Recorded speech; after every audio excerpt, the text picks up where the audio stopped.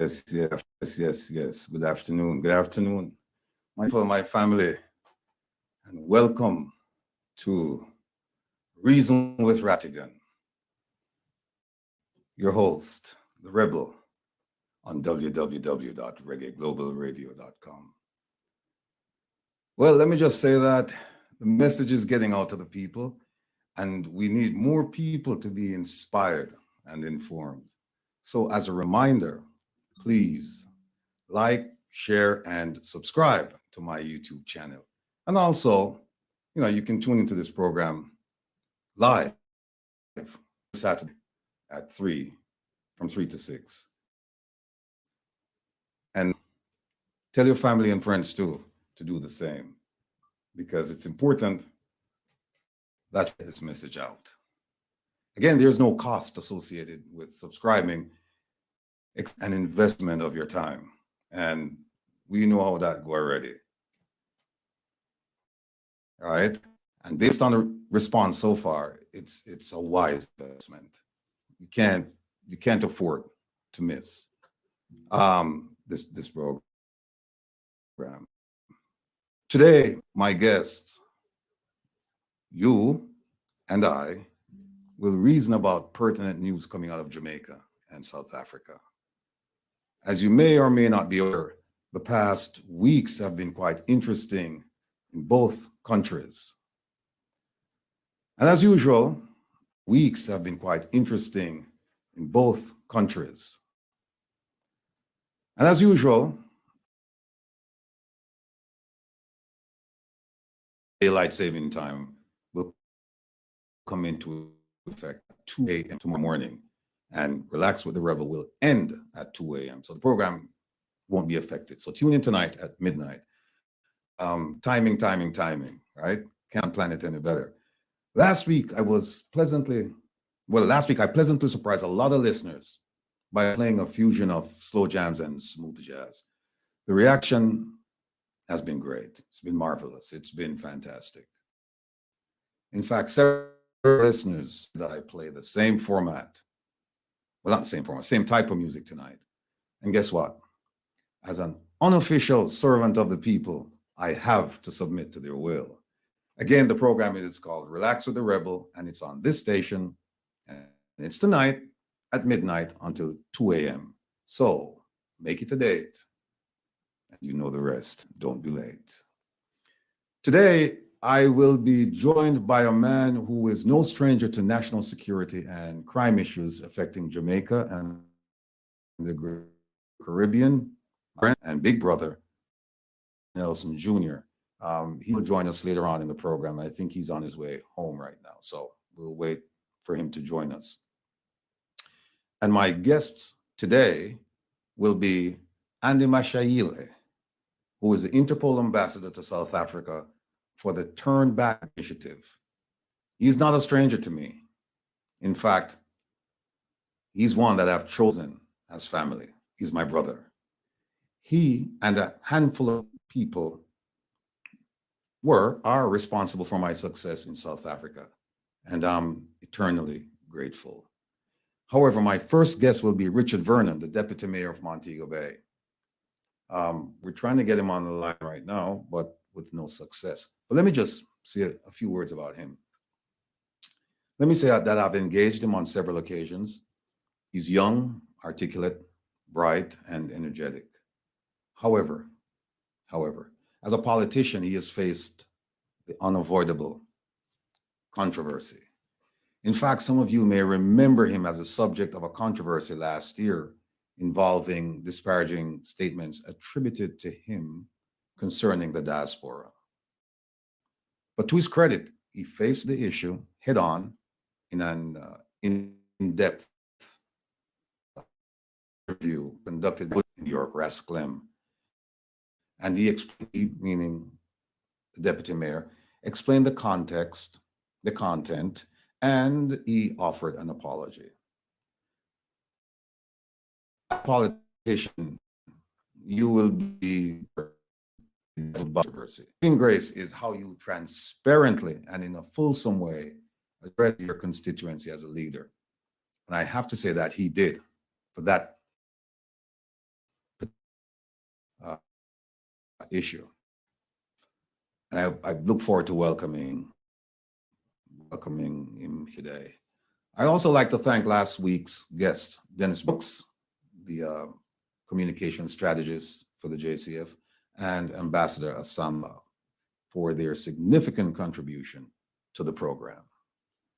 Shout out time. Continued prayers and blessings for Mama Eileen, Papa Trevor, Ma P and family, Mrs. Nelson, Earl, Bonnie Jom, get well soon, brethren, and Sassy Diva. Also, I'd like to do a big shout out to the man in the wilderness, and also known as the Wind, the man also known as the Renegade Who No Afraid, none other than Mr. Wayne Lonesome, and Jeffrey Tavares, host of Make We Talk, who's also known as the People's Defender. I want to thank both of them for having me on their programs this week. It's been a busy schedule, but Jamaica is just loaded with content, with issues. And thanks to these two gentlemen, the issues are being presented to people in a way that they can understand, and in a way that will force them to take action. And we're seeing some of that. Some of that meaning we're seeing people take action. As groups, we're seeing that. And again, we ask people to take action legally and peacefully. And the Constitution and the various laws in Jamaica, they provide for that. And we're hoping and praying that things will change. But if they don't, then people will have to stand up. But again, peacefully and legally. Big shout out to the Reggae Global, the Meadowbrook crew, the Firehouse crew, the Rallington crew, Donald Van from Rallington, big up yourself. Admiral crew, the crew of our honest members of the JCF, including the chairman, Mr. Rowan James. I should note that the Police Federation and the pertinent government officials are at the table trying to hammer out an agreement that is fair and affordable. I applaud all parties, government and the Federation, and encourage them to keep at it, because our safety and security as a nation and our responsibility to provide the officers with a livable wage are paramount in importance. There's hold on, I think we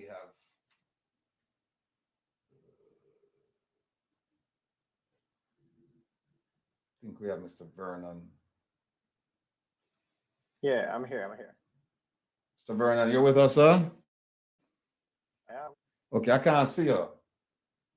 Yeah, I have to turn around. Yes, please. I have to prepare for that then, because I'm multitasking to get ready for later. Well, we can wait while you do that. All right, no problem. So, What time exactly you want to start? I beg your pardon? What time exactly you want to start? 3:30? Whenever you're ready. All right, no problem. Okay. As I was about to say, Jamaica's issues are continuing. We saw the recent poll for the Prime Minister, and I think there was another one for his party. Saw the fiasco with the police station that was built in a waterbed, and now, to add insult to injury, the windows are stolen. I mean, when will it end? There is no end in sight. As I've said before in this program, a well-respected businessman in Jamaica, society, he and I had a conversation last year in preparation for this program, and I said to him, where will I get my content? Can you help me, and so on and so forth? And he said, you don't have to look far, because Jamaica is content rich. Every day there is something coming out of Jamaica. And when I say something coming out, good and bad, but again, when people say, why do you focus on the bad? Well, everyone can accept the good, right? And you can't ignore the bad. We're focused on the bad things so that people will change. If you don't, you have to assume, well, I assume to some degree, that people don't know what's going on. And if you don't tell them, they will continue. And if they do know, then you make them aware that you're aware and that it cannot continue. So, Reason with Rattigan, this program, is a program that is designed for us to hear from public officials and private individuals about issues and solutions to the pressing problems in Jamaica. Now, some of my listeners and supporters, they get frustrated when guests attempt to take over the program by interrupting others and refusing to answer questions that really there are no reasons to refuse answering the questions. And the frustration boils to a point where I'm requested to throw people off. And I see it on my phone, I see it in the chat. By the way, big up yourself, Carolyn. And believe me, I understand the frustration when people say, throw them off, they're disruptive, and they're not answering the questions. Why do you bring them on? Believe me, I understand. But please, my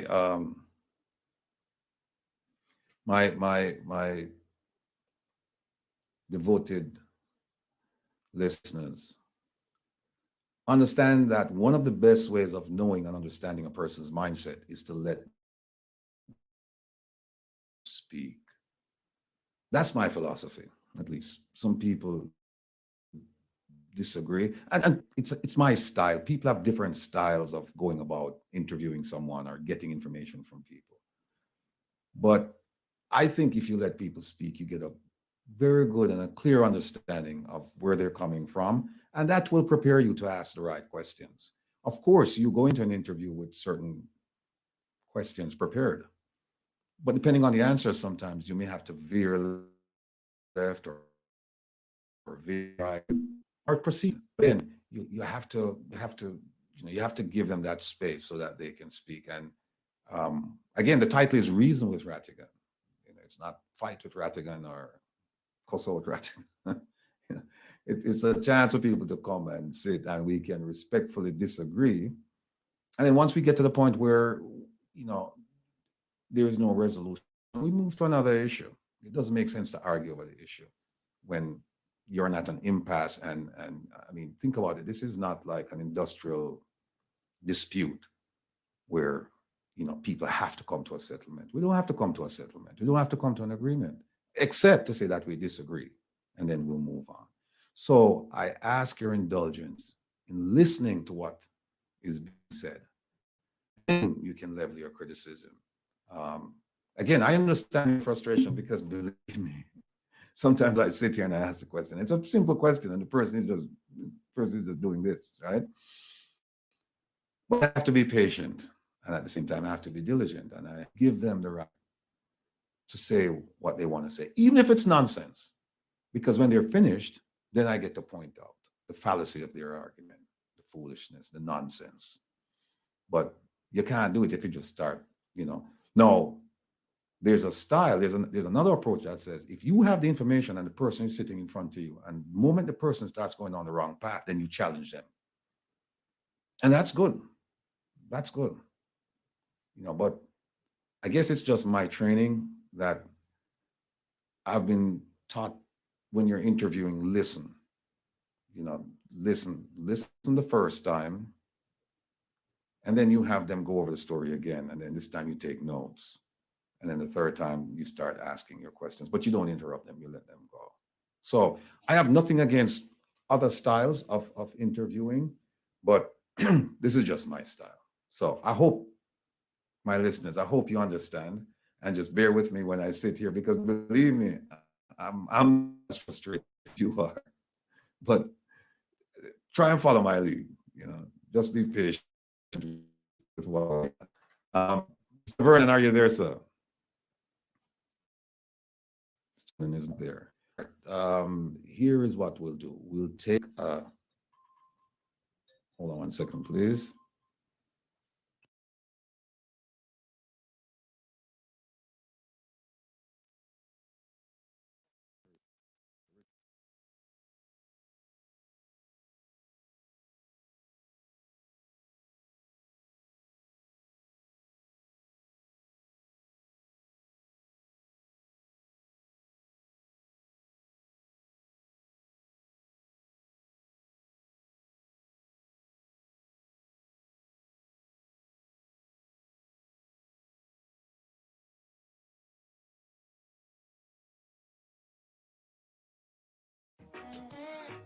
honesty, and you say honesty, honesty, and you say honesty.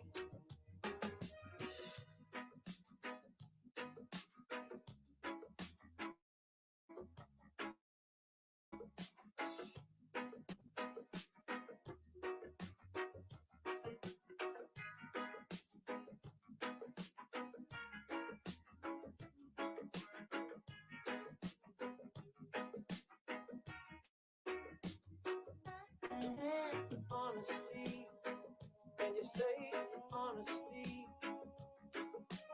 honesty, and you say honesty, and you say honesty,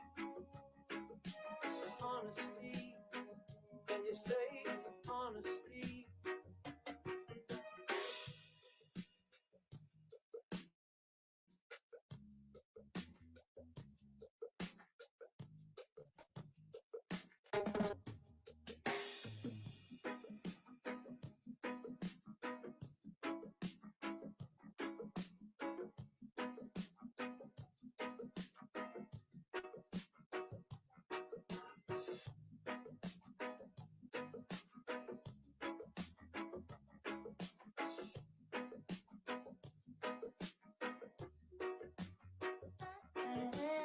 Honesty, and you say honesty, honesty, and you say honesty, honesty. Can you hear me? Yeah, Can can you hear anybody me? hear me?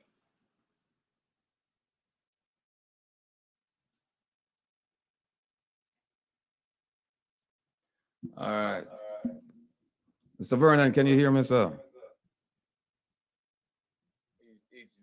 He's staring, so it seemed like he's not. Yeah, I can. Oh, you hear it? Can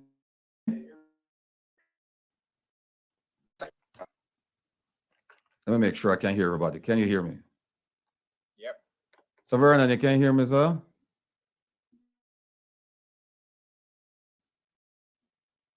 Mr. Vernon, having an issue. Oh, there he is. You can hear me. Okay. He's All right. waiting. Yeah. All right. So listen, the two people I mentioned to you at the top of the program, here they are. We have Deputy Mayor of Montego Bay, and we have, of course, my big brother, learned Councillor, Mr. Herb Nelson Jr. As I said before, it's worth repeating. Let me just, I was saying some things about you, Mr. Vernon, and I don't like talk about people behind their back, you know, even if it's good things. So just look serious, man. Yeah. Okay, here's what I said about you, sir. They might have been ready to fight. Yeah, but I told him there's no fighting. The name of the program is Reason with Rattigan, you know, so there's no fight. We're just reason. No, let me just repeat what I said about you. I said that that you and I have engaged you on several occasions, that you're a young, articulate, bright, and energetic man. And I said, however, as a politician, he has faced the unavoidable controversy. In fact, he was the subject of a controversy last year involving disparaging statements attributed to him concerning the diaspora. But to his credit, he faced the issue head on in an in-depth interview conducted by Rattigan in New York. And he explained the context and he offered his apology. And as a politician, you can't expect, you know, that's good as it's going to get, except when they take action and they correct whatever the problem is. And I went on to say that as a politician, you'll be forever bedeviled by controversy. And the saving grace is how you transparently and in a fulsome way address your constituency as a leader. So that's what I had to say about you, sir. I hope you don't take any offense to anything I've said. You shouldn't, because it's all complimentary. Good. Yeah. And folks, let me just say that the mayor, deputy mayor, agreed to come on the program today. And again, in the spirit of Reason with Rattigan, we're not gonna it's not a gotcha type of moment. It's a moment where I would like him to explain to the Jamaican public and to the diaspora his role and his responsibility in local government and the local government's relationship with the central government. Then we'll talk services like garbage removal, road. One of the things he informed me of several months, I wasn't aware of it, that they have different types of roads to make, and the agency responsible for maintaining those. So what I'd like to do at this point is to have the Deputy Mayor, Mr. Richard Vernon. Should I call you Honorable Sir, or how would you like me to address you? I beg your pardon? You're muted. I'm not hearing it. Yeah. Okay, I'm saying it's just the deputy mayor. All right, Deputy Mayor. All right. Yes. Who are you? Tell the people, you're speaking to a worldwide audience. No. Who is Richard Vernon? Thank you very much, Ratty. Hello, Sir Nelson, Yes, sir. and also to your listeners. I'm Richard Vernon, born and bred Montegonian. Young man, as you can see, was a lot of passion for service, and particularly local government. And I would see our space transform, not in the very far future, but somewhat relatively near future. So I'm here to serve and to participate in the process to ensure that we can realize the development. Okay. You want to ask the first question, Herb, or would you like? Well, I noted that in the Gleaner article, and this is not to be controversial, you were saying patriotic youths should stay in Jamaica and build their country. I remember when I left Jamaica, I could not get into University of West Indies, not on my scores. I couldn't even get into CAS. And so the only thing left that was available to me was trying to get into school overseas. And unfortunately, at the time, my dad, who retired from the JDF after 28 years, had a heart attack. And he was in the military band in the JDF. He had a heart attack up in the US. He had been working up there a couple of years after retirement. So not only was I forced not to be able to take up a football scholarship at NYCC, but I was forced to go to work. And going to work meant having to go through all kinds of trials and tribulations with the telephone company, Con Ed, the rest of them. Even though you passed their entry tests, they couldn't take you because they said they were afraid you would be drafted. So I just made up my mind and joined the military. And I stayed in the military, not the 3 years I signed for, but for 24 years. So knowing how competitive it is in Jamaica with as many as maybe 4 renowned colleges, what alternatives are there for young people if they can't get the top jobs in the tourist industry? And I'm being more specific to Montego Bay. They can't get into the tourist industry. They can't get the training from hard to develop themselves in other areas that would make them entrepreneurs. What would you say to the young people? Especially every year you have graduates, then you have graduates from the previous years who can't get a job. So has your opinion shifted on whether they should stay in Jamaica or to UK or the US where they can get work? Okay, so first and foremost, nothing against persons who want to put that up. In fact, and as I said at the time, I have persons, family members. As a matter of fact, my brother lives there. He's married, and he lives here in New York with his wife. My grandparents by my father's side, they live there. They're in Florida. My uncle and aunt, they're in Canada. They're all over the place, you know. The context, which is important, was against the whole idea of institutional capacity. And that is where we're lacking. We're lacking institutional capacity. And one of the reasons for that is because we don't often get the best of the best of the best in all areas, because persons tend not to want to take up the offer. And sometimes it's that they don't want to take up the offer because we don't have enough qualified persons in certain positions. So for example, you will have somebody serving as an advisor across many ministries. And it's not that the position is not available or the opportunity is not available for more than one. It's that you don't have persons with that skill set to carry out the same duty as the person who has been employed to do it. Now, there are opportunities, and if you ask me, without looking at the statistics, just looking at just doing an ad hoc observation, particularly in my division, there are a number of persons, a significant number of persons who are not certified, who are not trained. And I think our subsistence sector, and I refer to subsistence sector as the model, or a component in the model that Sir Arthur Lewis would have used to describe his economic growth system.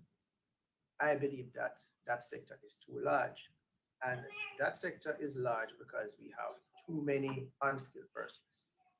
And in any country, if the subsistence sector is large, what it does, it reduces the economic growth, it reduces the GDP, and it also reduces or keeps down the minimum wage.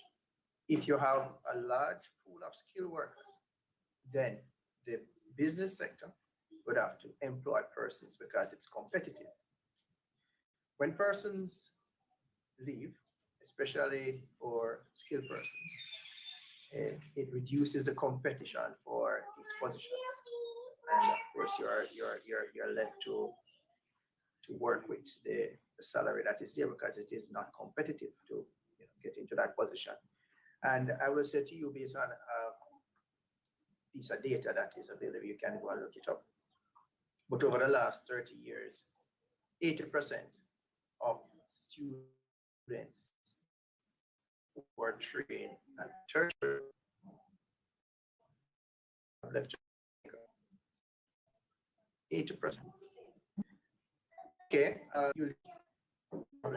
you get your skill elsewhere, no problem. You have an option. You can come back, you can help to enhance the process, or you can do your investment. You can invest in business. I know that we have an admission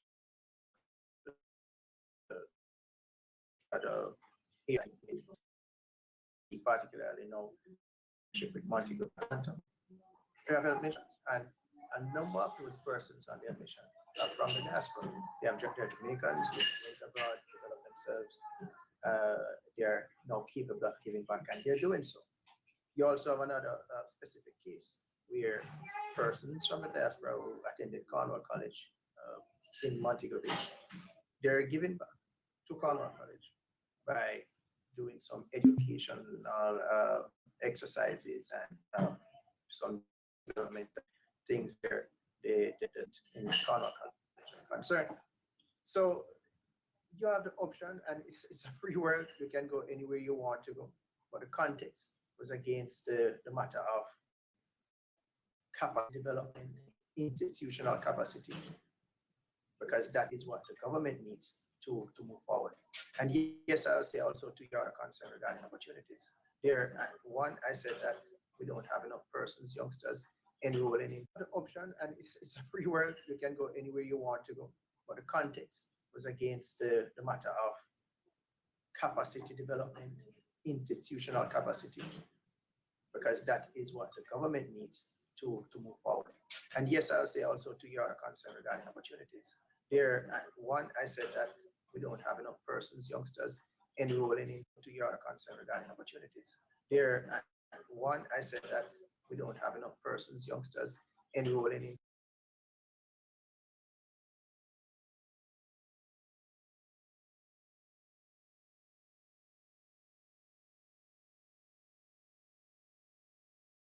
Keep the focus and move through the system in a way that you would expect. And it speaks to a larger statistics. I saw something in the Gleaner some time ago regarding the number of students leaving the high schools with less than 4 subjects. And that number was a large number. It was about 60.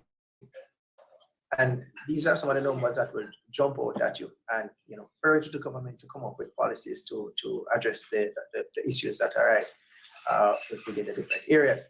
So there is need for the family to engage our youngsters better as well. There are opportunities. University, there are opportunities to level. There are opportunities to stream. So it's not that they're not here, they're here. Persons are not maximizing on these opportunities. All right. Let Oh, me go ahead. interject for a minute, Will. Okay, male, female. When I was 18, my dad was advising me that his father pushed him out. He went to the Alpha music school system, and he joined the local forces, which later became 3rd Battalion, JNR. Well, so he was intimating when I was age 18 that, it's good that as a young man, I should be looking to leave the house and grow. What is the current policy, would you say, with parental responsibility? Are they still pushing the young men out to go and work? Or is it moms or the single head of households who are renting, and they're asking the oldest boys to help by going and finding a job? What is causing them to turn to the gangs, in your opinion, to get support for their family structure, or to be catered to by the gangs, as it were? There are some things that have stayed us for many years. And from my experience, I would say that the motivation to get involved in gangs comes from a feeling of want to be a part of a system, a part of a group, part of something.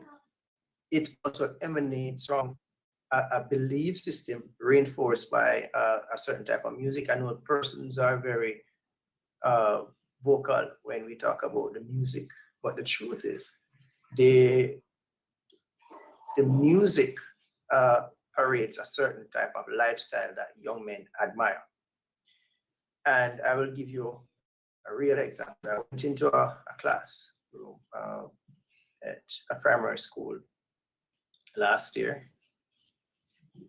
And when I went there, I spoke with a group of youngsters, boys, and they wanted to know my income, what I drive, how much I paid for the jacket I had on. And they were more interested in how they can be successful, charting a course that I'm telling them about. When they look around in the communities and they see their role models, persons who they would like to become with the big house, the flashy cars, the flashy lifestyle, that is what a lot of them. But a significant number lean towards this type of lifestyle. And then it is hyped up in the lyrics. So it will tell you that this is what you should be, and this is what you should do to get there. And I'm not sure if you're aware of the content, but that is what it is saying. Now, you're hearing it in the music, you're seeing it around you, you're not guided in a particular environment. How to navigate out of that environment? There are a number of programs that the government has done a number of programs over the years. There are quite a number of social intervention programs. When I look at some of them, you realize that at the end of the program, some of the sub-projects and sub-programs, they discontinued. And that is because it lacked the sustainability mechanism to carry on. Because what you need in intervention is consistency. You need to see a group of who are being affected by an intervention move from the point of baseline to the point of outcome. And you have to monitor that right through.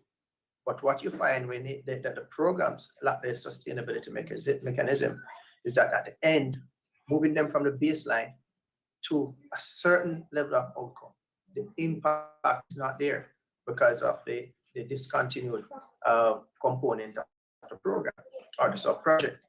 So these are some of the things that we have failed at in terms of intervention. On a larger scale, there are a number of issues in terms of influential issues within the communities that are affecting persons, that are affecting our youngsters, that are telling them that this is the lifestyle they have to choose. But you have also who grew up in that area, who it is for them, they use the word ghetto. And I often say to them that ghetto is a mentality. It is what you think you are. So if you are in a community and you think that you have been ghettoized, then the community will look like what you think, what you project. And if you move those persons out of a particular situation and the mentality is still the same, that new location is going to be a reflection of their mental state. So you have to tap into that. You have to tap into that. You have to know what is going on in your mind. But when you do, your reality needs to be done. A whole lot of things going on in your minds. And so we are smart. It is Deputy Mayor, hold on 1 second, please. Okay, Mr. Rattigan. Yes, sir. Call. May I? You're live. Okay. Can I would like to respond to the Deputy Mayor's thing. Hold on 1 second. Deputy Mayor, can you hear the caller? I can hear. Okay. Sorry to interrupt the Deputy Mayor, but No problem. okay. Go caller, please. Yes. It's interesting to hear the Deputy Mayor. He highlights some points which are true, but I would like to point out something to him about what he said the last time I listened to him on one of your programs about the local government. It's a here to see somebody who can deliver himself in some way. I might not agree with everything he says, but he delivers himself. Now, in years gone by, that was before his time, the parish council did not when it comes to people who could deliver themselves. I hate to say it, but a lot of them were partially illiterate. They could not do certain things, and that is why your government, sir, back in those days, I'm telling you, did not pay proper attention to the parish council, not just your government, the other government too, because of the same thing.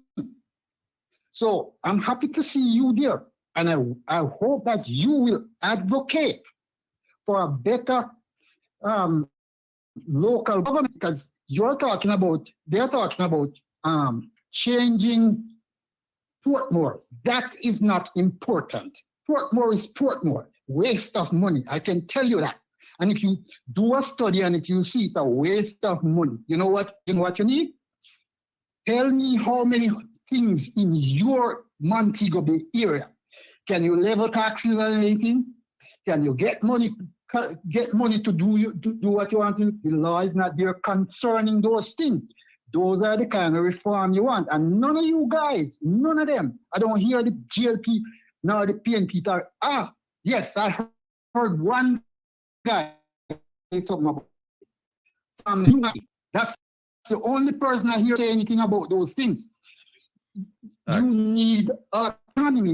You can't do anything. You have to depend on the minister. That minister is not in charge of your town, right? Yes, of course, you should. For the funds that he provides for you to do anything, right? But you should have authority to set things up in, say, Montego Bay. Well, you should have the authority to do whatever certain things. Caller. And it doesn't interfere with the Ministry of Local Government. Let me just say Ministry of this. Local Government has too much power. Let me interrupt you for a second and just say this, that we're going to get to that topic because I have a question to the Deputy Mayor regarding local government and its relationship to the citizens as well as to the central government. But do you have a question for him? Because I want to move on. Do you have a question for him or just a statement you want to make? I would like to know his opinion on not just being a deputy mayor, but somebody who makes changes. I think he's a yes man. That's what I'm getting. He's a yes man, decorated on a very beautiful coat. That's what I think. I want him to say if he's really a yes man or he's going to go out there and buck the system to get. I think you know the answer to that. I think you know the answer to that. I want him to answer. No, but, thank you. All right, no problem. All right. All right. Yeah. Okay. All right. I think I know the answer. So you don't have to, you have to provide the I answer. just wanted to say to the caller that if he goes on the Western Mirror website, Observer, Gleaner, you will see where the deputy mayor is calling for reform. You would see where we have been engaged in conversation regarding reform of the local government system. And you will see also where we have issues with the National Parks Agency at attending our meetings, and it has been a point of concern for us. So these things have been covered. So we are not just there to say yes. Well, I'm going to ask you a question about. I'm going to ask you a question about that. But let me ask you this question first. You said that over 30 years, the past 30 years, 80% of people who receive tertiary education in Jamaica left. Am I correct? That's correct. You said that. Okay. So essentially, we could just break it down. Break it down. All of the bright people have gone. Most of the people, right? That's what we are saying. So the people who left back then are dunce people. 80% of the people who receive tertiary education departed. They're now in the diaspora. So what's left?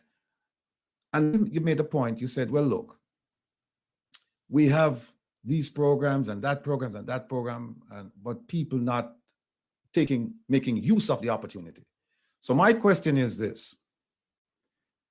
The people who are in Jamaica now, are you saying they're unteachable? And if you're not saying that, the question is, why is it, or what solutions can you give us so that these people can actually take advantage of the programs that are there, but they're not taking advantage and the right. So how can we help the people who are in need of these or should take advantage of these opportunities? How do we get them to take advantage of them? All right, just to straighten out something first. The population keeps growing and the schools are not closed. We keep producing students. All of the bread. Not disagree with that. Because 80% over 30 years, that's a lot of people. Right, but what I'm saying is that it's a trend. For 30 years though. It's a 30-year trend. Yeah, it's a trend. Yeah. And when you look at trends, you use them to gauge how you plan. It must be some of the policies moving forward. You have to look at it, break it down, and say, all right, this is a situation that is happening, and this is how we're going to curb that particular situation. Now, it being a trend, I'm saying that we don't want a trend like that to continue. because when you have a population without the requisite capacity to get the job done, then we have problems, right? And it's also a small state problem. If you look, it's not just Jamaica. It's not just Jamaica. No, but let's just keep it to Jamaica. I don't like to make any we're talking about. When my next come out, we can talk of comparison between Jamaica and South Africa. Persons to appreciation that a number of the issues that we have, they are not limited to Jamaica. It is a small state problem. A number of our small states have problems with migration. And if you look at the population has a low, it's that contributes further to our vulnerabilities because you don't have all the persons in all the areas to effect change. Right. But just answer the question. We continue to grow, and what we have to do is to ensure that we have attractive wages, and that is what the government is working on right now. When you have the attractive wages, then you can keep persons. Some persons are just of the view that better exists beyond the borders of the country, so they will go right. But for those who decide to stay, the government is in the process of dealing with the wages to ensure that working well, here. Deputy Mayor, let me ask you this question. You're a university graduate. Do you know the percentage of university graduates who are working at what I'm calling BPOs, call centers? You have an idea of that? Any idea about the number? No, I don't have the information. But you know, quite a few people, maybe people that you went with the thing there. And it's an option. Right. But all right, good. Now, are they paying a livable wage though? I know you said the government's trying to come up with, and the Minister of Finance just announced that, I think it's next month, the Minister of Labor, I believe, will make an announcement concerning the minimum wage, the increase in the minimum wage, which is $1,000 a week right now, which comes up to, I think it's what, $60 US, right? And if you have a family, if you're a young person like yourself with a wife and 2 children, and if your wife is a stay-at-home mom, and you know you have rent to pay, you have transportation costs, you have utility, school, you have entertainment. How do you make a life out of a minimum wage, or even let's say them 15,000, right? You're far educated for that job. But that's the best that we have right now in Jamaica. Hold on one. No, go ahead. Answer the question, please. What's the best? I missed that part. No, I'm saying in terms of job opportunities, we don't have a lot of them in Jamaica. We are graduating people and we have jobs available for them. So as a result of that, we are from the tertiary level. So as a result of that, some of these folks, they have to take jobs answering the telephones, right? As basically as a clerk, and it's an insult to some of these people. So my question then is, if the government is trying to do something about what exactly is the government doing, because this has been going on, this government has been in power going on 7 years, right? And so every year you hear the same thing. It's transformational. We're doing this, we're doing that, we're doing. But when you look at the results, and that's how we measure these things, by the results, it's the same thing. Of course. It's the same thing. So what's your solution to that? These things don't happen overnight. And one thing to encourage persons to do also is to be innovative. We have to start graduate business operators. We have to start graduate persons who lead in different industries. We are not just graduating persons who are seeking a job. We need to graduate persons who are owners of entities that can employ persons at a respectable wage. So it is what I would say a conundrum. It is something that we have to look at and pull up before we can really, find what is happening regarding the movement of people from one level to the next in terms of wages. But also, what you have to look at, it is not a straight line. There are a number of things that are happening within the economy. There are a number of things that are happening outside of the economy of Jamaica in the global political economy. There are a number of things that are happening, and they have impacts, they have implications, they have meaning to us in Jamaica. So while we plan and put certain things forward, that can be done by what is happening in the global space as well. And I would say, for example, we would have been performing at a good pace, moving towards some high positive growth, relatively high positive growth. Then you have Jamaica, being a vulnerable country, the pandemic came. Some things are undone. Then you have a war. Another few things, well, a number of things have been undone by that. So we can't plan in a vacuum. We can't reason the conversation in a vacuum. And if we have that conversation now, it might take on an academic conversation necessarily with the person who is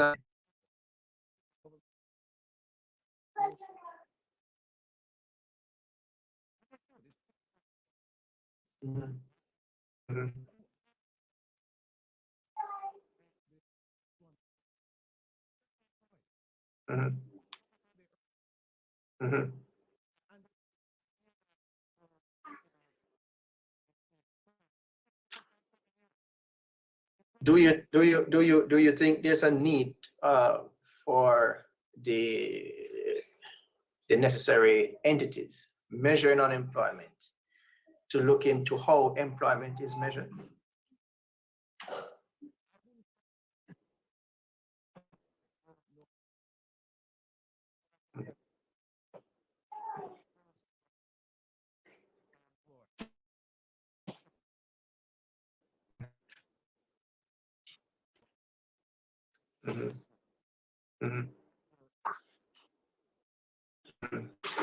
So call them sectors.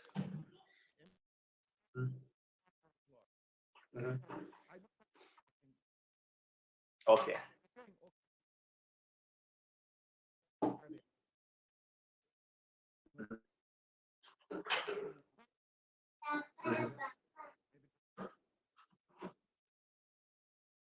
Yeah, the sectors, right.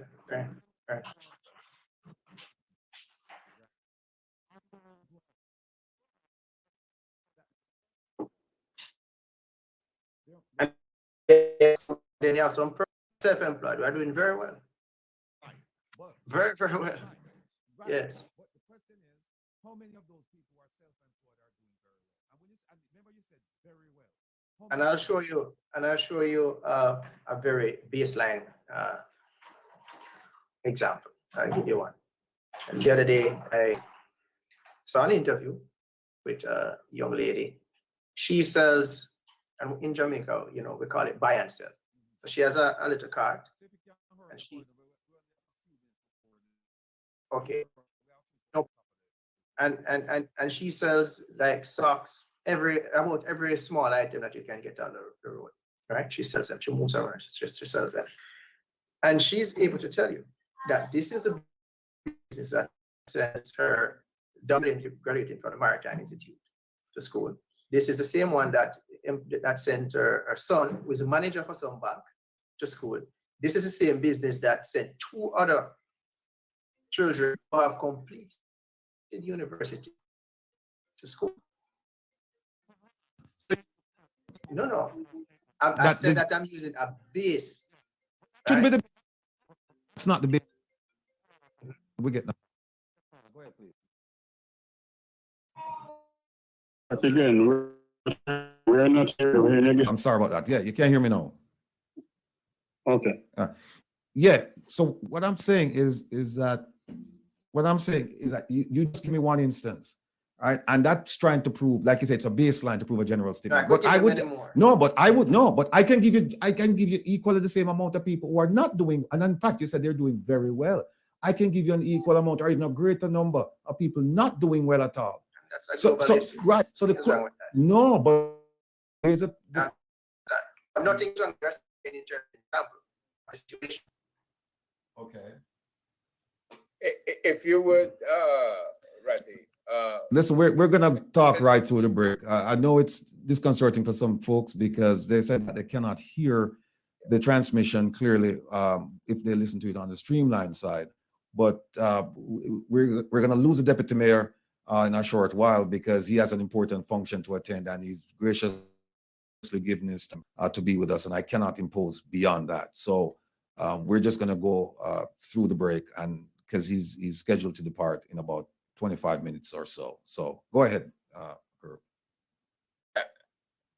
We're talking. Give us an idea of what a livable wage is versus the minimum wage. Mr. Mayor. The wage. Yes. And that's a subjective thing. I couldn't For say. a young person, let's say between 18 to 26. I say it is subjective because my lifestyle is different from another person's Yeah, lifestyle. but you can't baseline. You just talked about the baseline. What's the baseline?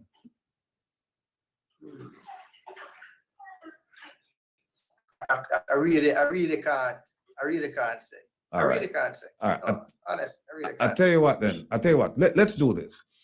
Let me just switch the topic and talk about roads, because we heard at the JP conference late last year about the Prime Minister saying that he's going to start off the building roads, so on and so forth. And then we just heard a few days ago from the Minister of Finance saying that they have a $40 billion roadworks project. Now, what I'd like you to do is to inform the public.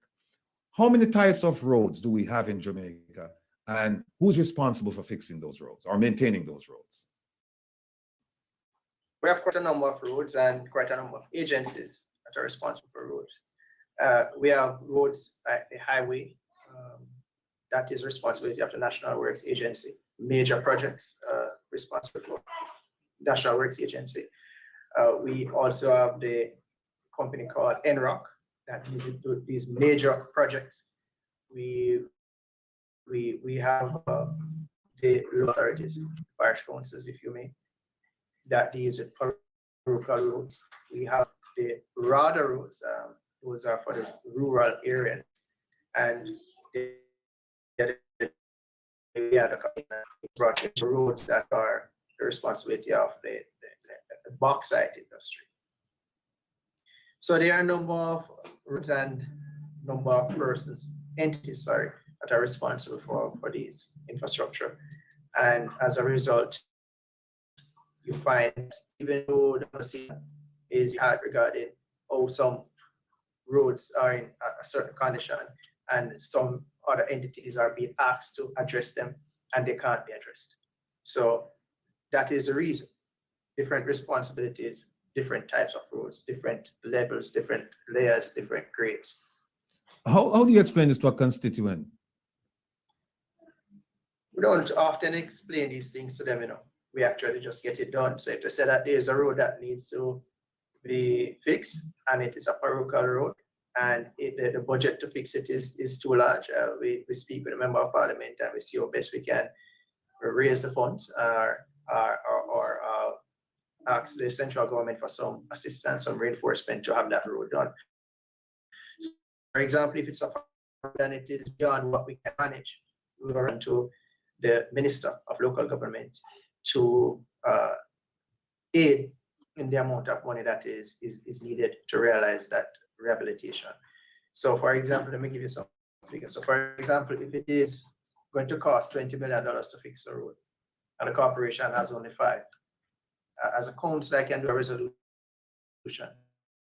to the minister asking for the equalization fund of $15 million to get this done. So that is one way we can do it. If it is a road, How often is that done? How often is that done? That is done as often as it is done as often as the representatives put forward the resolution. In my case, I know that I would have done that in the corporation, the St. James Municipal Corporation. Every year, a number of roads are requested under the equalization fund that are beyond the budget of the local authority, or the capacity, financial capacity of the local authority rather, to do.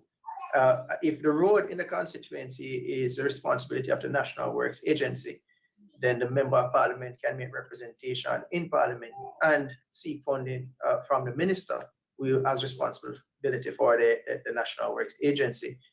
And they can get the money to get the road done, providing that it is available to do so. What is the state of the roads in and around Montego Bay? Montego Bay, as in the town center. In and around Montego Bay environs. We have different types of road in and around Montego Bay, and I'll put it like this. No, I'm asking what is the state of those roads, though? Not for you to describe them. It is fairly good. It is fairly good. All right. And why I'm describing it is because it's in and around. So, and I asked you if you're talking about Montego Bay in particular, because in Montego Bay, the roads are good. Not that we don't have little problems here and there, maybe a pothole here, a pothole there, but they're not roads that you can't drive on. They're navigable, right? Yeah, Okay. yeah, All they're right. good. No, here's the thing. Montego Bay is a tourist destination, right? Now, you have other places in Jamaica, many places, many towns in Jamaica. They're not tourist destinations. And their roads are in terrible condition. What would you, if you were an outsider, and you are, because you don't live in those places, what would your suggestion be to those mayors in terms of getting their roads fixed from this $40 billion budget that's coming down the pike? Well, the $40 billion budget that you heard about, I did not hear the municipal corporation mention. Maybe it is a plan, but it has not been mentioned as yet. But I can't speak to that because it is a National Works Agency that was mentioned. Okay, let's put that aside then, because you've dismissed that. You're saying, I've seen that, I don't know where the money is coming. I know the details about that. No. You know the details about it? I did not hear the municipal corporation. Right. I heard the National Works Agency. Right. So if it was a case that I heard municipal corporation, then immediately you have to know what is coming to us, how it is going to be done, all of that. Which so begs. I can't speak to something. Okay. And that's fine. I'll give, but here's what I will give you. Answer this question. Put the $40 billion that you don't come to the municipal corporation and so on and so forth. As the situation is right now, we know how government works, right? It might take a while before, if the money is allocated, that it will trickle down. But as the situation is right now, what do you say to those small towns that are not tourist destinations, where the roads are in terrible condition? What do you say to those deputy mayors in terms of getting their roads fixed? Well, what I would say to them is that they take a similar approach as we take in St. James to some roads. To dedicate a percentage of our parochial revenue fund to roads, just roads. So I'm going to give you an example again. Okay. So if for the first 6 months at least in the year, what we decide to do is to put all the funds together for all the different divisions across Montego Bay. And that fund is like you're a partner, yes? We put it together. I'm describing it in this way so persons can understand. I'm not going to be technical about it. So we put all the funds together under the program revenue, and we use it to dedicate that for the first 6 months, just to roads, rehabilitation, patching, you name it, depends on the requirement. Then for the rest of the year, the parochial revenue fund can be used for other things such as debushing, drain cleaning, and those stuff. All right. But during that period, we also have a percentage of the budget dedicated to debushing, drain cleaning, and dealing with road furniture and those stuff. All right. Let me ask you. We have a Yes, we've been driving, Zile. He's patient from South Africa, is patient waiting. Can you hear me? Can you hear me? I think he's. I can hear you. Oh, okay, all right. Now I hear you. Is debushing in the parish, in the municipalities, is that a function of the municipality, or is it a function at the national level, the member parliament level? Both. So under the Constituency Development Fund, they can set aside monies to deal with cleaning up gullies and clearing off roadways and those stuff. So it is both, and at the local level, and I'll add also that on the highway, it is not the municipal corporation that is directly responsible for the highway to do the bushing of the highway, the verges and those stuff. We do road maintenance along parochial roads. So along the highway that has that fall under the purview of the central government, there are entities designed to do maintenance on those roadways. Well, I think. When Go ahead, you say along the highway, this is outside of the municipal areas. How about like the corporate area in Kingston? There are major roads that go through the municipal area, and a matter of fact, the entire parish is the municipality. Within the town center, there are major roadways that are the responsibility of the National Works Agency. They fall under the purview of the local government that they have responsibility for. So you, for example, you see one area being done now, and then you're not seeing anything done for another section, and you're wondering why. That is often the reason. We don't have responsibility for it, so we don't touch it. And if it really gets out of hand, then we'll have to seek permission to really go and get it sorted out. Let me ask you a couple of Now, questions. is that one of the areas where you can bring on a lot of unskilled laborers to work and to just give them monies, not just around Christmas time, but year round? Bring them in on a quarterly basis and put them to work. A beautification committee as such, making the place look decent. Persons are engaged under that program for a very long time. They have been. And in 2020, I believe, I don't recall exactly the date, the Prime Minister also made an announcement to put a Lentman program in place. It will soak up a lot of unskilled persons. But I really want our people to become skilled people, and I would more likely push for them to, even if you're doing the road maintenance, to be certified in landscaping or something. Once you can show that we are moving in a direction where people are skilled and people, they have the capacity, then that has to be respected. That will drive demand for better wages as well. Let me ask you a couple of questions here. When we talk about unskilled to skill, it's the purview of discipline. How disciplined that these people are in participation within, from the time they were in, you don't have middle school in Jamaica. We have primary school and then secondary school, correct? Right, so we have primary and secondary. Right. Right. Now, in 2019, we programmed FIFA Foundation. We introduced it to the Montego Bay Football Club, and they wanted to participate. It will have brought 7 coaches from DC United here in Washington down there, along with Jamaican coaches. And on the FIFA Foundation, they give millions of dollars to build stadiums, outdoor football complexes, like 4 football fields in the area with some stands for spectators, and changing rooms as well as bathrooms for participants in the game and the game.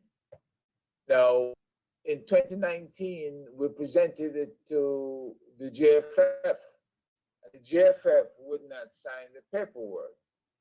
It was a grant of almost $300,000. Coaches in, bring balls, nets, 9 yards.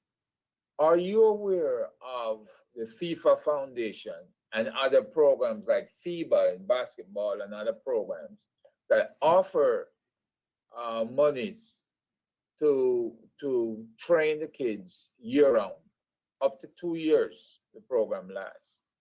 Are you aware of these programs that could bring the level of discipline at all levels up?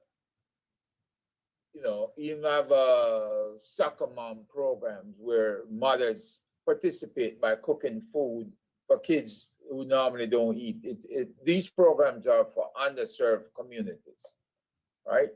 And I would take it that several of the Mobile communities could be termed underserved because they're not where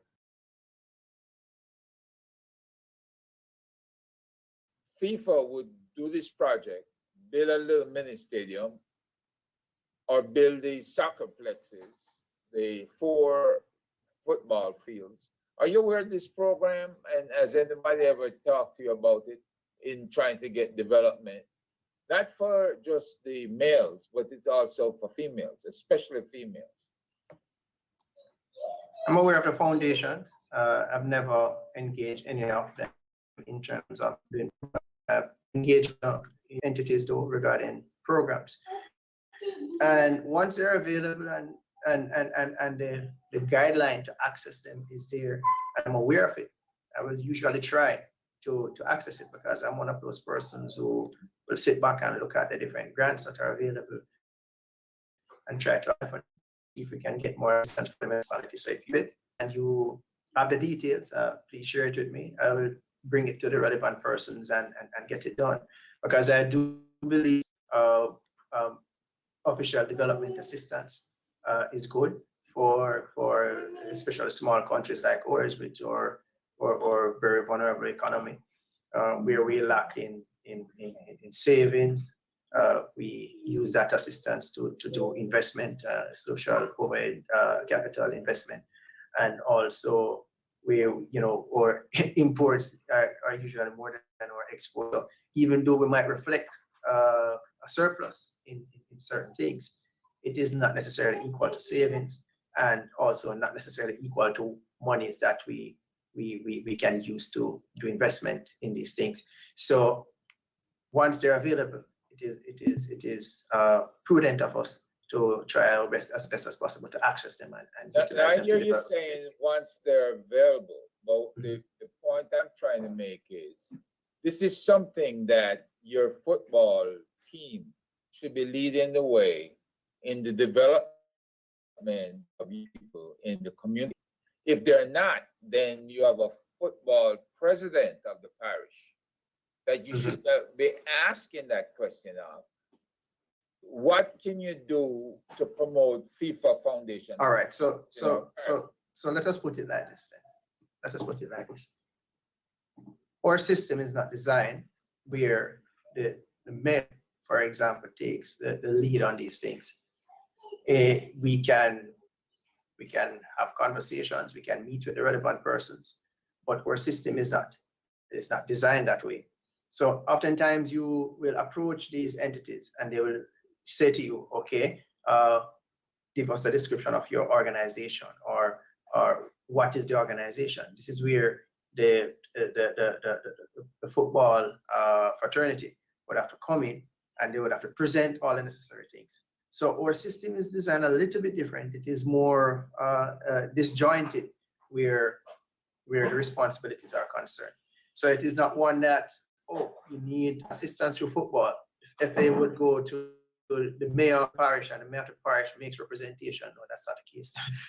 The FA would have to go directly to the entity, even without the knowledge of the mayor.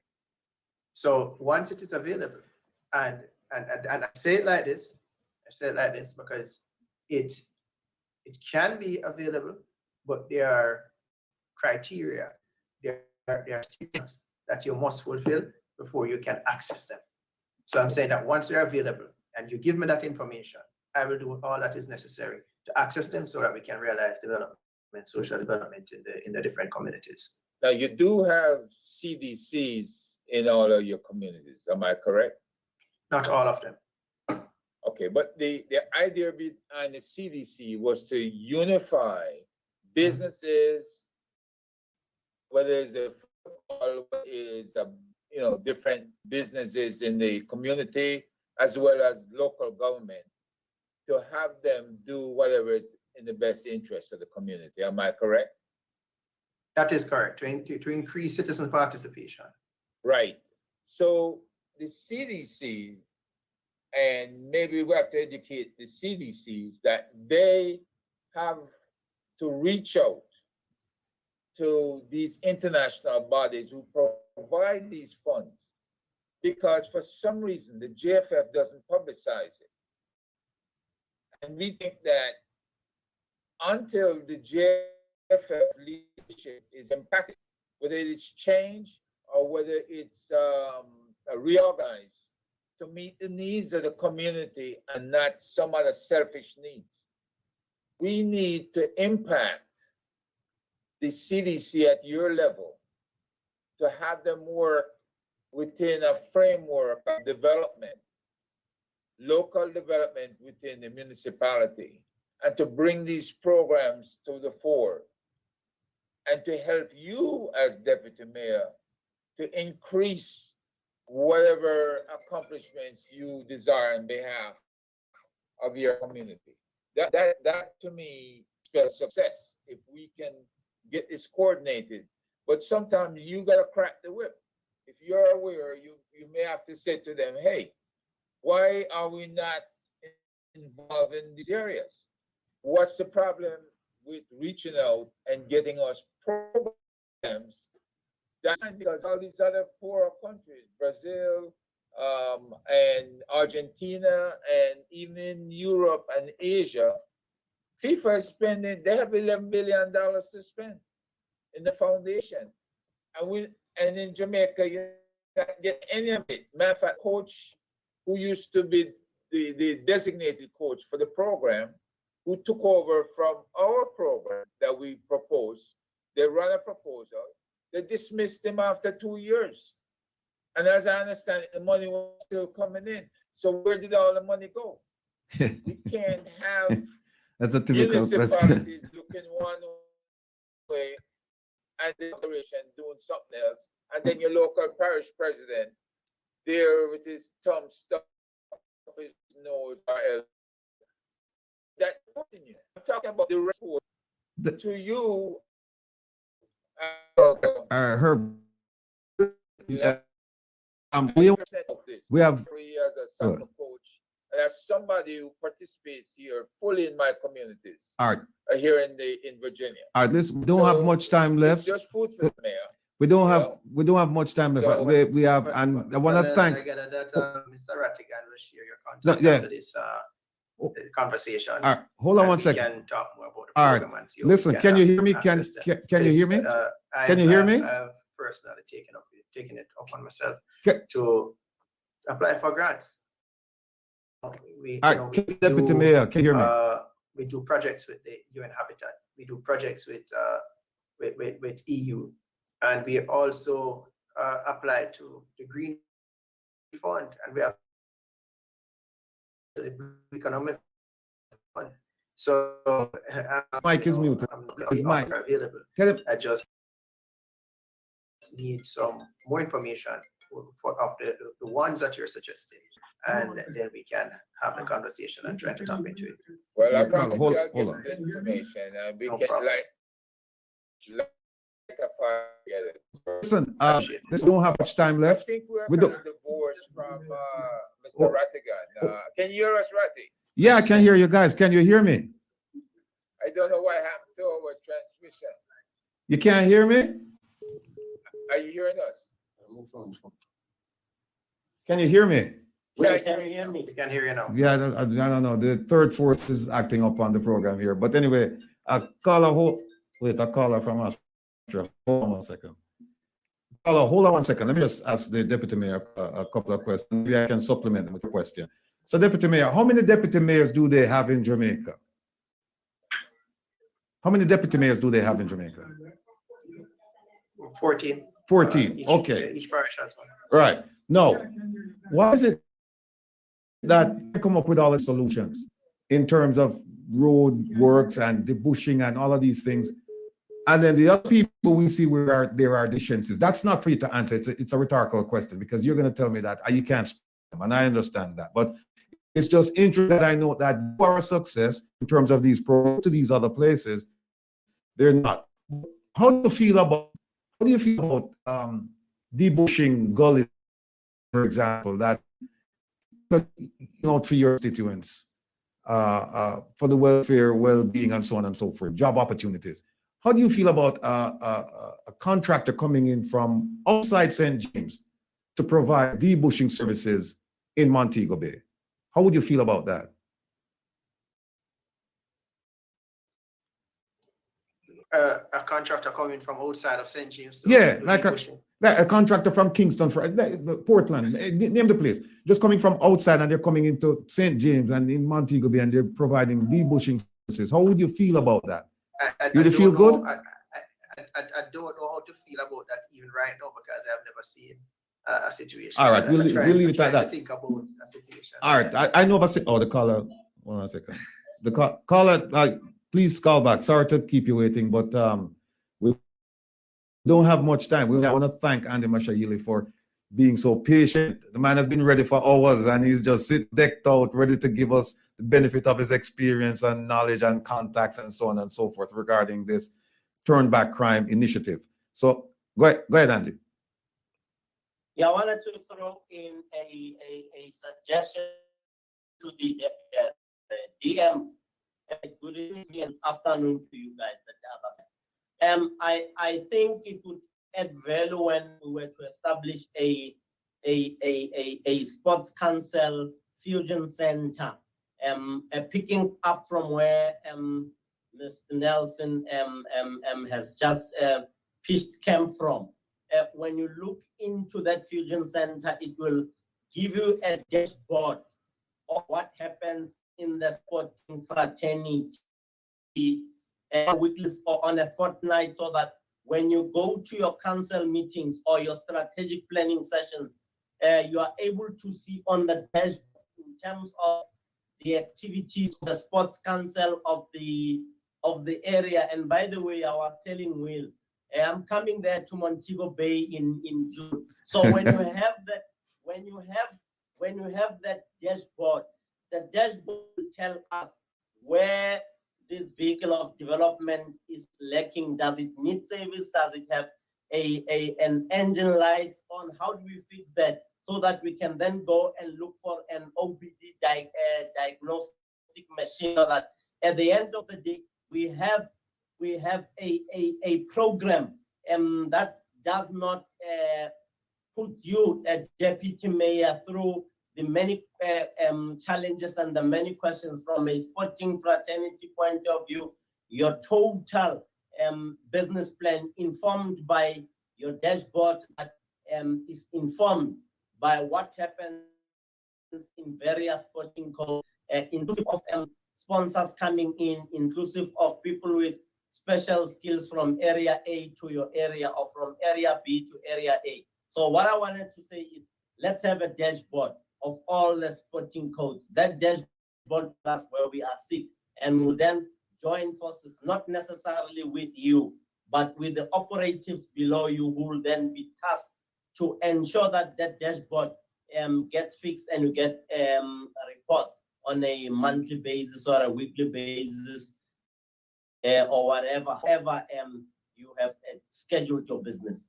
Okay, Mr. Deputy Mayor, we want to respond to that. We don't have more time because I know you have to leave, by the way, and I'm trying to be courteous and considerate of your time. For that, Mr. Mashayle, right? Mashayle. Yeah, Mashayle. Yeah. Thank you very much for that. But it is something that we'll talk about a little bit more, so we can get a better understanding of it and a fulsome way in which it works. So we can also get some information after this program as well. All right. I know that what Andy is most likely referring to is a best practice. If you're looking at the best practices in other cities, the fusion centers is something we apply most of the time to law enforcement in a variety of cities. And even within law enforcement, we look at the best practice across the whole world. Who's been successful at stopping crime and getting our youth engaged and get the gangs mystified and to get them to calm down and to be more productive. So best practices may come from having that fusion center. That fusion center may very well be the CDC, the development operation that you're supposed to have within each of these communities. So they can then adapt that idea to have that dashboard that the mayor, the deputy mayor, the MPs can look at and see where they can help develop their own communities, even though they don't live there. No, Right. you see now with the Fusion Center, if they had the Fusion Center, and by the way, they have something in your parish called the Tourism Resilience Center, which is akin to a Fusion Center. If they would list, they, meaning the government, they could utilize that structure and the concept behind it to address not only issues concerning crime, but even these issues that we're talking about. And if they had one, the ideas that you just put forward in terms of maintaining your roads or the roads in your community, the other 13 or the 10 were failing, you know, we have terrible roads. They would have learned the best practice that you have employed in your community so that it could work for them as well. But look, Mr. Mayor, Deputy Mayor, maybe you will become mayor one day. I hope so. I see a bright future for you. But listen, I'd like to thank you for coming, spending the time with us. And as I said to you before, it's reason with Rattigan. It's where we just chat and we just share ideas, and we may disagree, but we'll agree in that instance to disagree. And I want to wish you all the best at your function tonight. I know it's a tremendous import to you and the people of Montego Bay. And we look forward to seeing you again real soon. Thank you, sir.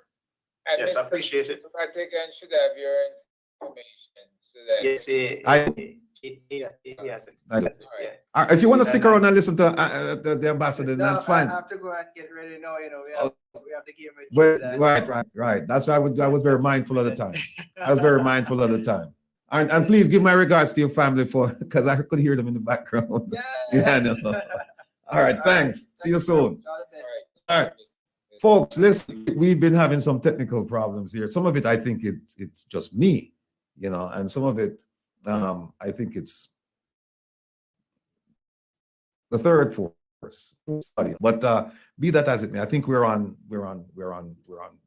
in good working condition right now. you Everything's tell fine. me we're not going to see Andy's handsome face today. No. There. So for Over that, yeah. right? all right. Can't see her face. No, he's here. So, Yeah. folks, this is, and I've been talking to you about Andy Mashayle from South Africa. I first met this man back in, I think, 2010, and we're as thieves. I mean that in a good way. We've been through a lot together in South Africa, and even after I left, he's defended me when he didn't even have to, but he did because he's a brother. He's a family member that I chose. You know, they said that you can't choose your family members. No, you can. And he's one that I've chosen. So he's done a lot of things in South Africa concerning crime. And crime in South Africa is of great concern because it's similar to crime for them. And it's at the full address the issues. And he's been doing it. He did it as a member of an oversight. And I shouldn't say a member, he was the chair of the oversight committee in one of the provinces where they would look at police action and they would make sure that things are done according to the law, according to regulations, and so on and so forth. He played a very, very pivotal role there. And now he's one of the ambassadors to South Africa, Interpol ambassadors to South Africa, regarding the Turn Back Crime Initiative. I won't go on and say anything further about it because the man is here himself. So, Mr. Ambassador Andy Mashayle, please introduce yourself to the global audience, most of whom are Jamaicans. And I know there are quite a few South Africans watching the program because I got the messages from them saying that they would be watching, including our good brother who's in there in England right now. Where's yours, sir? Who is Andy Mashayle? Andy Mashayle was born and bred in the dusty streets of a town called Bekkersdal. This is in Gauteng. This is in one of the 9 provinces in South Africa. Born to humble parents, born to poor parents, came from the loins of my grandfather through my father. My grandfather beaten in 1948 for going through a white town, beaten badly, died of his injuries in 1952. And in 1958, my grandmother was evicted from the municipal house. And my grandmother had to be a wanderer until she passed on in 1984. Somewhere before my grandmother passed on in the late 60s, I was born. Fast forward to 1984, arrested, a gun stuck in my mouth by one gentleman who has just been released from jail 2 years or so ago, pulled the trigger twice, misfired, and I was grateful to God, and I'm still grateful to God. And way back in 2007, my daughter was gang raped by about 14 young men. And I was then approached to serve in the police community partnership in 2007. And I went through to my first policing station that I did oversight on was Western area. This is in the West Rand Will, on the N12 towards Potchefstroom and R28 towards Randfontein. I know that area. Moved quickly up, found myself at the district in less than 2 years, moved to the province by 2010, led the community police partnership from an oversight point of view, worked with a gentleman called General Petros, and the MEC by then was Faith Mazibuko. And by then, the National Commissioner was Mr. Begitsel. Continue to do what I do best, mobilize communities, ensure that there's crime prevention. Where crime cannot be prevented, we combat crime through going to communities, mobilizing communities, sensitizing communities, creating awareness, pressing the necessary buttons so that members of our community can take the issues of safety and security to heart, and not only cry on and not only give a round of applause, but actually be involved in helping the police identify and nab those who commit crime.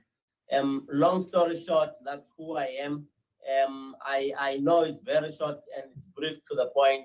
I will respond to the questions in terms of many other things that you want to know. Hey, Andy, I'm looking in the chat room here. Danny says to tell you hello. Hey, good to hear from you, Danny. Let me ask you something now. I read something. Our private people are murdered every in South Africa. But the murder rate is 30. I think it's like 35 or somewhere around there per 100,000. Keeping in mind that South Africa has a population of over 50 million, whereas Jamaica has a population. Go ahead. It's 62 million now. 62 million now, right? Whereas Jamaica has a population of less than 3 million, and we are ranked as one of the most violent countries in the world based on the homicide stats. I think we're about 40 something per 100,000. And it flows. What the Statista Research Department published somewhere in March, talking about your homicide rates, and in that report called Crime in the Caribbean, Stats and Facts. Okay. Now, given the fact that you've worked with the police for a number of years, and you're now in another oversight role, actually, this is not even an oversight role. This is a community outreach role. But you used to do this as when you exerted oversight over the police in a particular areas and places.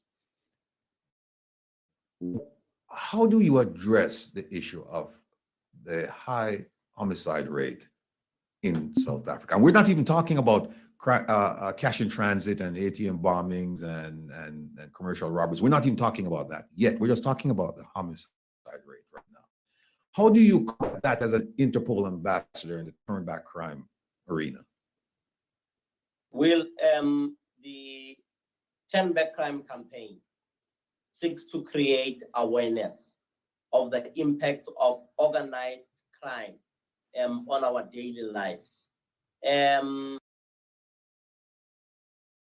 The heart of the campaign goes something like organized crime starts with your money and don't let it be yours. When we buy the fake cell phone kits in the street, that money can be used to fund terrorism, to fund human trafficking, to fund drug manufacturing, drug distribution, and all of these vicious and violent crimes that we cannot see with the naked eye. We unintentionally fund those serious forms of crimes. Now, in response to your question, what do we do in order to make sure that those crimes, serious crimes that we cannot see with our naked eye, are not funded by us? I do not buy the charger, the lightning charger for my Apple phone by the street light, because I do not know where this thing is manufactured. This thing does not even have guarantee who posted that blind person or that person at the stoplight or the stop street to sell to people like yourself and I. It is against that backdrop that in the process of preventing crime and combating crime, we take a serious look. What Jamaicans and South Africans need to learn from each other is how do we reposition the brand of law enforcement agencies, be it JCF and SAPS, and looking at the historical background of SAPS and looking at the trust issues that communities have had in the past with the police and the trust issues that exist now post-1994, and take that kind of a mindset into Jamaica and say, what are the issues between the JCF and the communities? How many informers or how many sources will one detective member have from communities? In South Africa, one detective is supposed to have 4 people who are fighting him or her with information. And I know that there's a budget set aside to pay for those individuals who make information available to your law enforcement agencies, as in the form of the detectives. In interrogating and analyzing the whole value chain, we will then be able to say, why is it that homicide goes up? Because we will be having the fundamentals in place. And we would then be able to answer this question: how can we use the community police partnership to ensure that the perpetrators of homicides, before they reach for that weapon, But let me ask you a question. Come and kill. Let me ask you a question before Herb jumps in, Ambassador. You know, most of the, and I'm dealing with just homicides. We'll get to cash in transit, and because cash in transit, it's becoming a problem in Jamaica right now. But let me just keep the focus on homicides. Now, most of your homicides in South Africa, they're committed in townships, or as we call them in Jamaica, garrison communities, right? Places like Mamelodi, Tokoza, and Tembisa, our favorite place. In fact, if we were in South Alex, Africa, yes. if I were in South Africa, you and I now, we would be at Busy Corner in A Tembisa. busy corner in Tembisa, Tembisa, right? So, but we know where the homicides are being committed. So why isn't it working? Some of the things you just mentioned, like a robust intelligence plan, a robust human intelligence plan. Why aren't these things working? Why do we still see the homicide rates climbing? Well, they were working at a certain period. And after that period, crime went up again. When we took over Gauteng, myself as chairperson of the Community Police Board and General Petros was the provincial commissioner. Gauteng was number 9, was the last in all of the provinces. And when you are number 1, it means you are the worst when it comes to crime.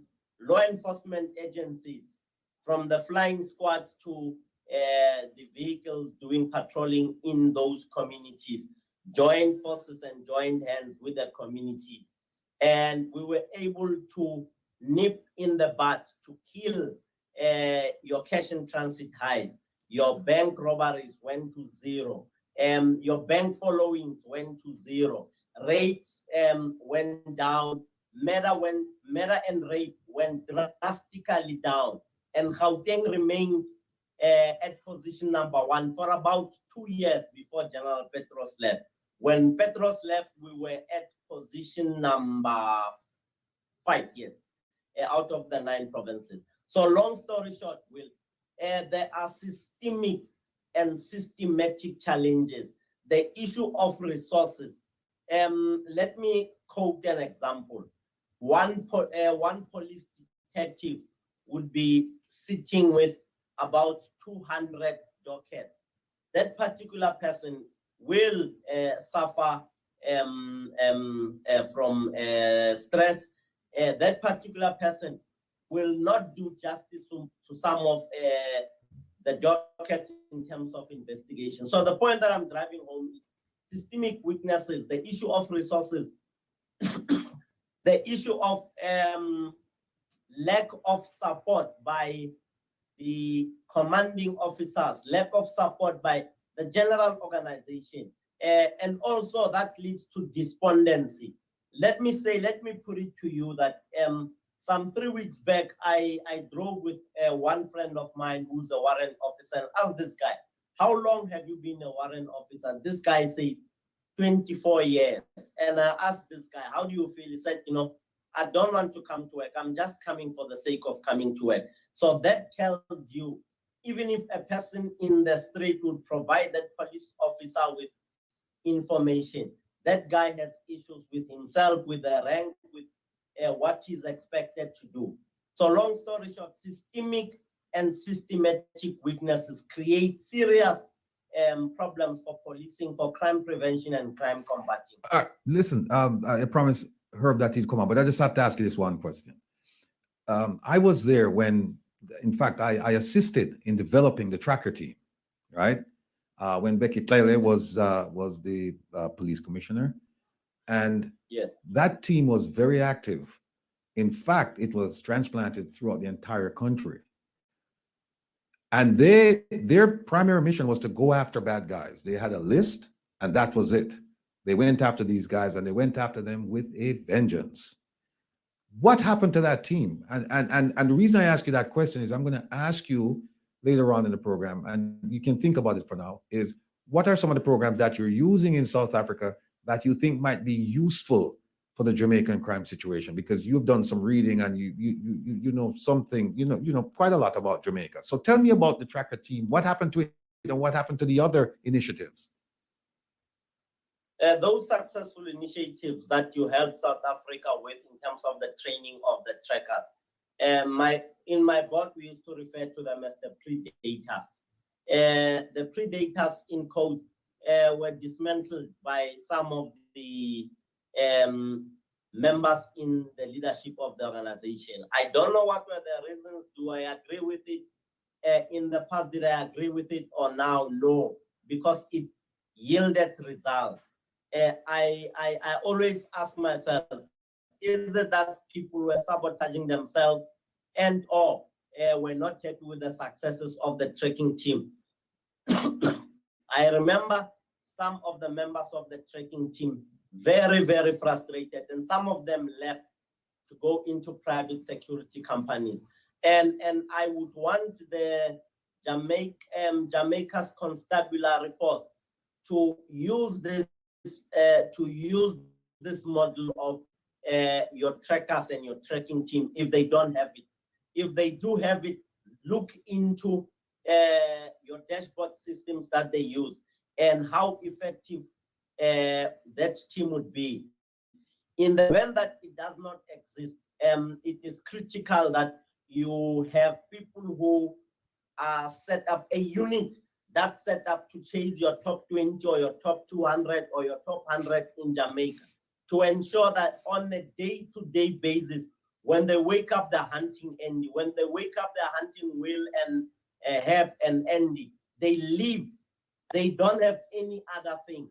They will know all corners of the country where this particular person has been, who this particular persons or suspects friends are, and they will be able to provide a lot of relief to the investigators who have these 200 dockets, one individual having 200 dockets. I would want once again to advise South African policing services to look at the issue of the trackers and the successes. If the tracking team was not successful, I did not have that background. And if the tracking team was not successful, it means the management system did not take into consideration the weaknesses. And I am looking at the resources that your team invested in, Will, to take those guys from South Africa across the ocean to FBI facilities to train them. You know what? It's funny you mentioned that, because it just seems, and this is, it happens in Jamaica too. Whenever you have a successful entity, crime fighting entity, it's expanded. Because if you remember, Ambassador, if you remember, there was such a team in South Africa called the Scorpions, and they were so effective at doing their job that they were disbanded, and then they became some of them, they created the Hawks.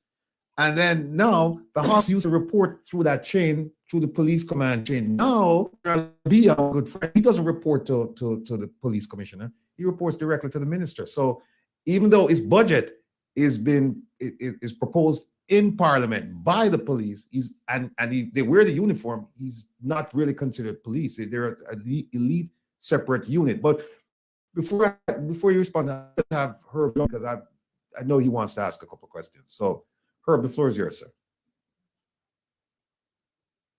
No. Good afternoon, Andy, and welcome to the airwaves of Virginia, as well as the rest of the world that's listening. I'm particularly interested in the Crime Stop program feature of Turn Back Crime. Is there additional funds in the millions dedicated to tip-offs or to say get into high schools? You know, a lot of times we overlook our school kids, but some of the best sources of information can flow from even the middle level schools, like whether you high level primary to secondary, early secondary.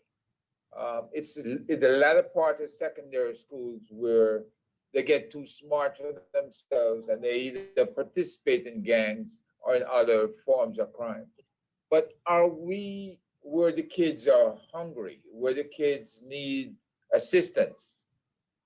How can we cultivate a Crime Stop program that pays money to kids who, via counseling, let's say we're doing counseling in the schools, and the kids, some kids are determined to talk about crime and criminality. and to give leads that lead somewhere. How can we effectively look at that group? Because we advertise to the adults and nothing happens of great consequence. But how can we effectively reach our children to not just stop crime, but stop things like human trafficking? Thanks for that great question, Eb.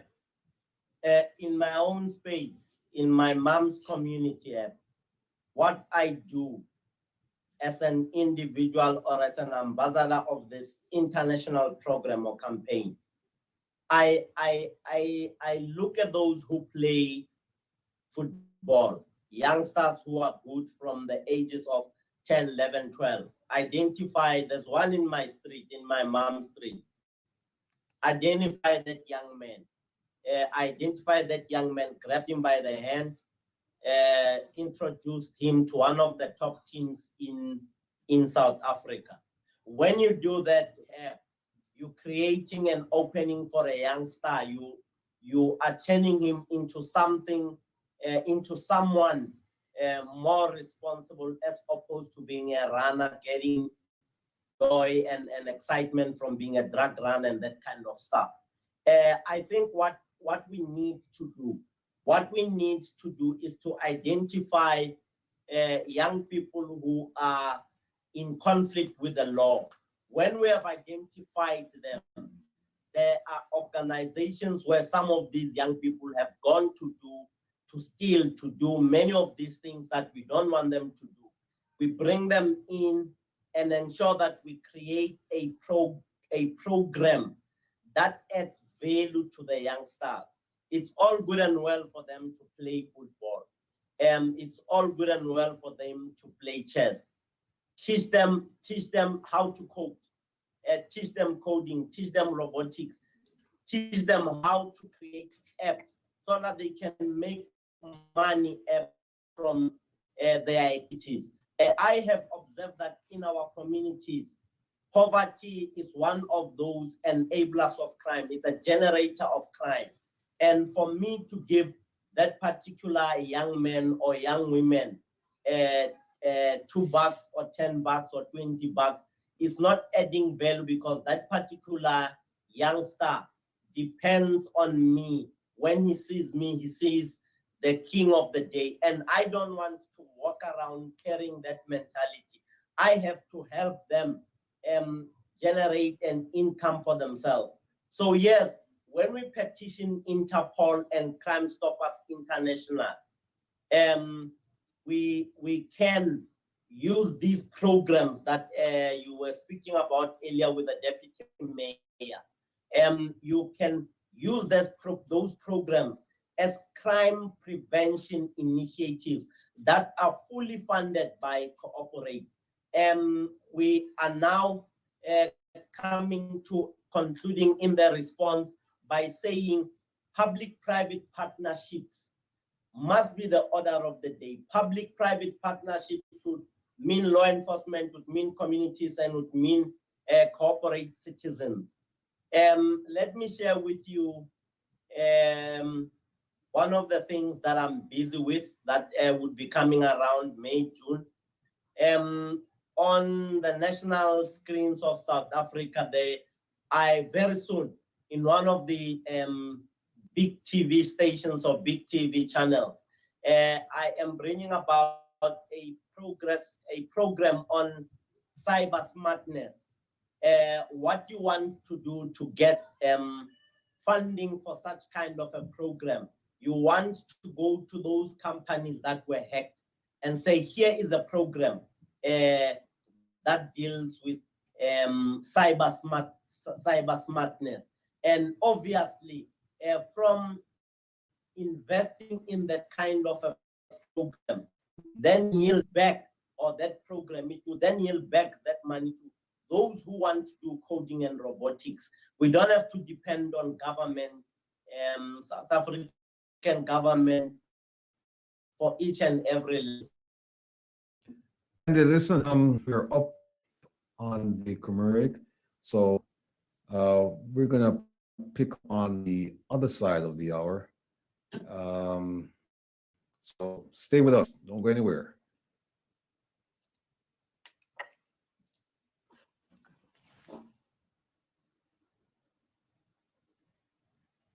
Honesty, can you say honesty?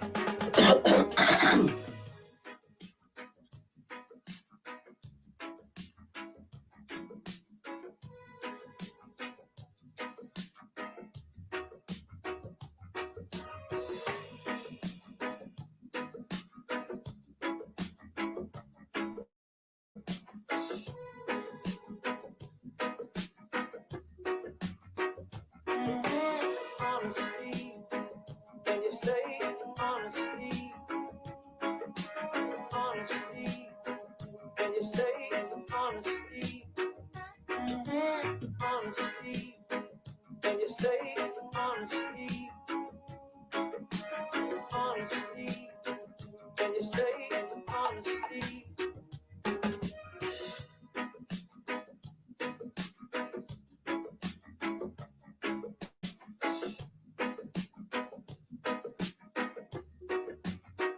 Honesty,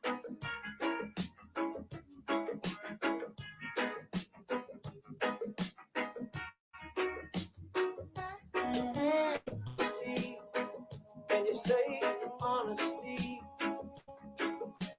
Honesty, can you say honesty? Honesty, can you say honesty? Honesty, can you say honesty?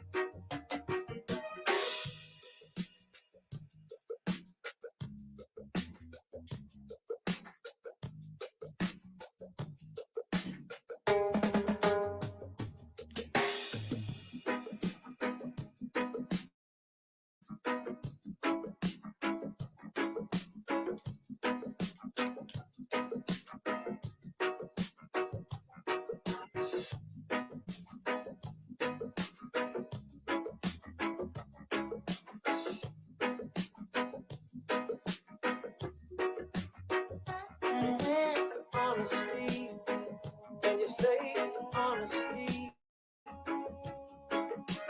Honesty, can you say honesty? Honesty, can you say honesty? Honesty, can you say honesty? Honesty, can you say honesty? Honesty,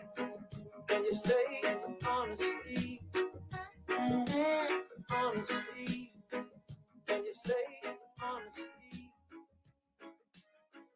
Honesty, can you say honesty?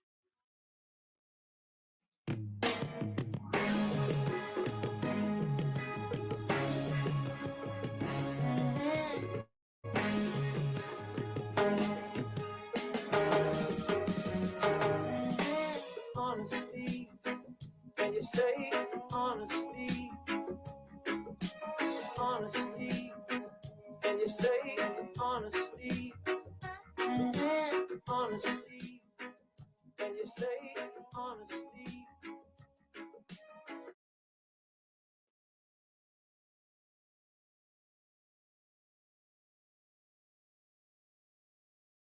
Yes, folks. We're back with Herb Nelson. We're back with Herb Nelson Jr. and Andy Mashayle, Interpol ambassador to South Africa for the Turn Back Crime campaign. Now, Andy, talk to us about cash in transit heist. And the reason why I ask you about that is because just, I think, not last week, I think it was the week before, we had a case where an armored car, the guards were savagely attacked. And in fact, I think 2 were injured, 1 killed in cold blood, and money stolen. I've been preaching this government for the last 6 years or so. And that's why they need a fusion center, because this is what we would consider in Jamaica as an emerging threat. It's not there yet, but it's happening in other parts of the world, and it's just a matter of time before it, it reaches Jamaica. And we've had two now. I think we had one last year. No, one this year and one last year. But it's big news in Jamaica because we're not used to that kind of thing. Now in South Africa, you have a wealth of experience dealing with this. And in fact, it's even more deadly in South Africa because when I was there, and even now I see videos. I mean, you and I spoke recently about the one that they blocked the streets and then they blew up the armored vehicle. And then when the guards come out, they shot them in cold blood. And then, I mean, that's their MO. And then they just take the money and they go. And then you're talking about groups of people, not two guys in a car. You're talking several cars and multiple individuals. If you could provide, as a consultant, advice to the Jamaican government and the private sector responsible for transporting money, what would be your advice as far as cash in transit heists to them? What would it be? You spoke about the fusion center. In that fusion center, which I would advise local law enforcement there in Jamaica, that fusion center would do your emerging threats, and that fusion center would look at similarities between countries, between South Africa and Jamaica, in terms of your infrastructure, in terms of whatever you want to, psychographics.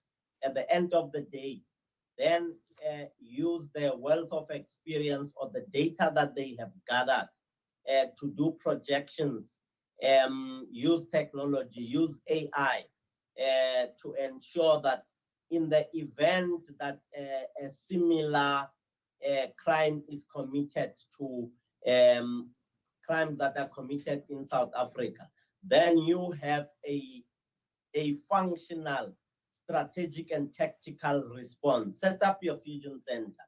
Ensure that you provide your law enforcement officers, the men in the streets, the guys in the streets, or the guys in the patrol van. You arm them with experience and training. You start a policing cross-cultural program. They go to South Africa, they go and learn firsthand how communities like Alex, like Tembisa are policed. And when these cash in transit heists happen, how do the communities respond? What is the contribution of the communities? And what is the level of violence? And what is the modus operandi executed by the perpetrators, the guys committing the cash in transit heists? And what kind of fear is it instilling in the communities, in the police, in those who are working at those cash in transit companies, especially those who are driving? So we can share those experiences. But long story short, let us use technology. Let us use advancement in technologies. Let us learn from different experiences picked up in different countries, especially when those countries have similarities with our own country. Set up your fusion center, train your people, expose them to these kinds of threats, and also teach them that crime will be displaced by organized criminals. Remember, the people who are committing cash in transit heists are not fish and chips operators. They are very organized. It's an organized crime gang that does surveillance, that does the culture,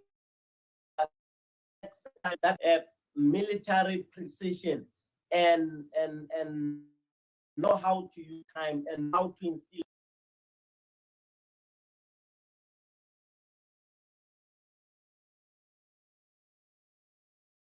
how to make a getaway from the scene of crime. So these are some of the things that we would need to sit down and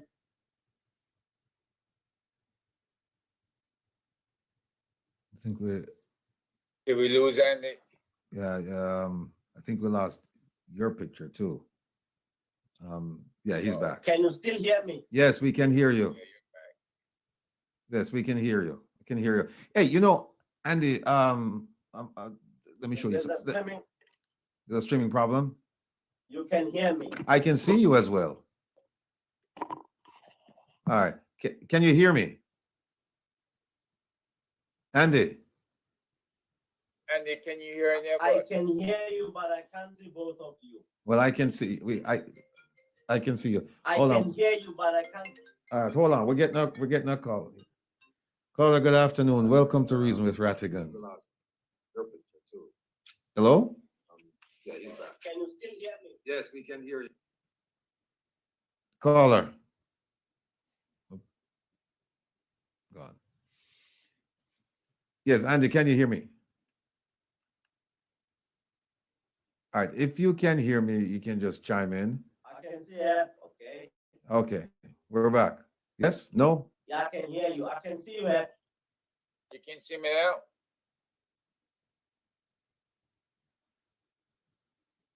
And Yeah, I can see you now. okay. Now, one of the things that I've often told the Jamaican government is that they should establish sister There's relations. a delay. Will. Yes. Can you hear me, Andy?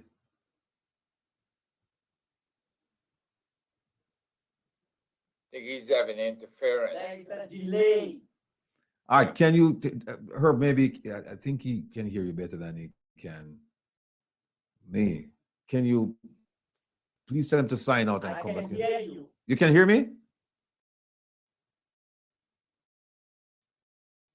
He's hearing you. He's hearing you, but he's delayed. Okay. Huh. You want him to sign out and sign back in? I was just going to tell him to sign out and sign back in. Yeah. If that will help, Andy, can you sign out and sign back in? If you can hear me. No, he's not. He's not. It doesn't look like he's No. hearing any of us. I'll send him a message. Okay. Andy.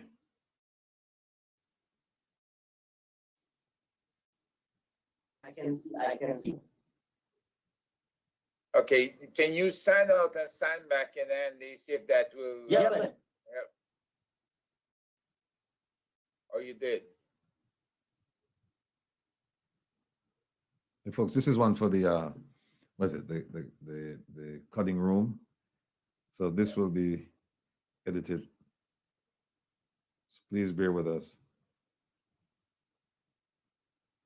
Oh, he's out. Let me just see if he's gonna come back Did in. your caller get cut off? Yes. Yes. Yeah. Okay. All right. Let me continue the conversation until he gets back. They have some serious crimes being committed in South Africa. Two of the most serious ones are ATM bombings and cash in transit heists. That's when cash in transit heists, as the name implies, that's when armored car robberies take place. Problem is that in South Africa, they've developed, the criminals have developed a strategy where they use explosives, which they acquire from the mines. And so they're able with, and it looks like some kind of, they're getting some kind of police or military training because they're efficient in blocking these armored car vehicles. And then they also, and it's a team of these guys, always, never, 2 or 3 people. And so they'll block the roads actually, and they'll get these vehicles in a position where they can't move, and then they'll attach explosives to the vehicle, and then boom. I mean, it's horrific when you watch some of these videos. And as the guards, they have no place to go. They're discombobulated being inside this inside the vehicle. So they have to come out because it's been blown up. And when they come out, they're shot to death. And then, the vehicles come up, they take the money and they're gone. And it happens in a flash.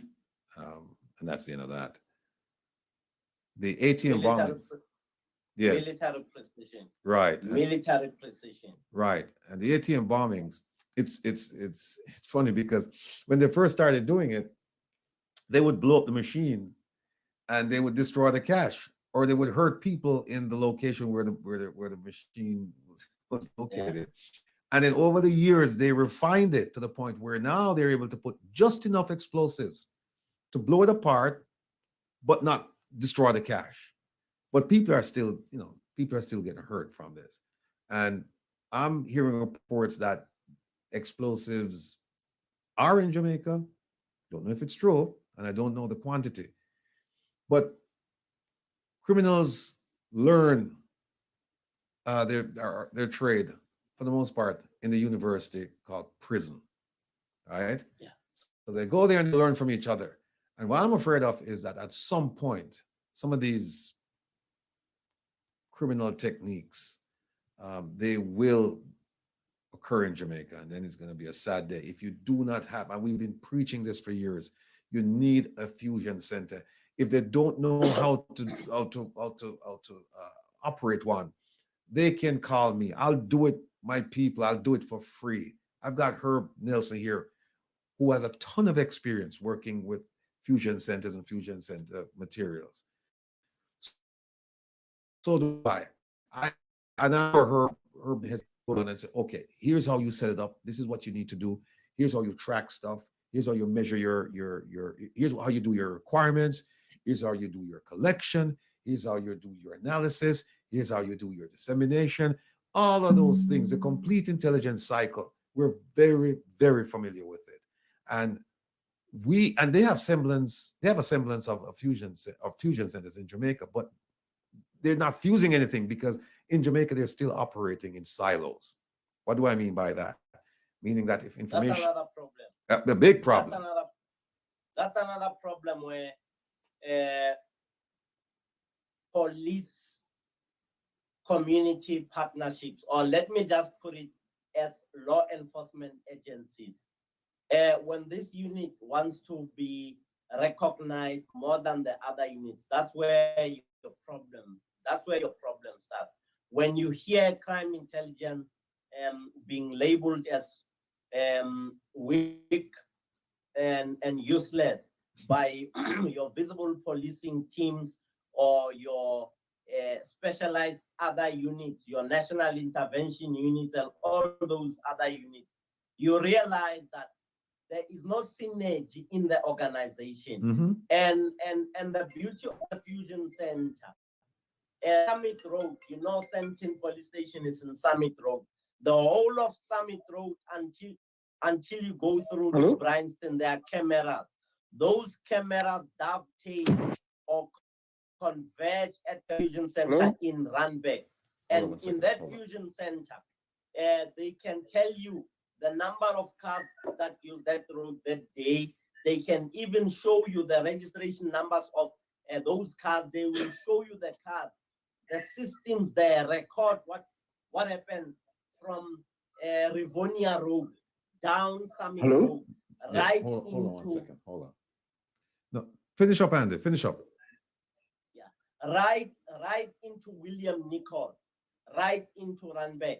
And now, when you look at the policing establishment, SAPS, they do not have that kind of technology. They do not have that kind of a mindset where you operate like what the Chinese did in 2015. In 2015, China had about 490,000 cameras.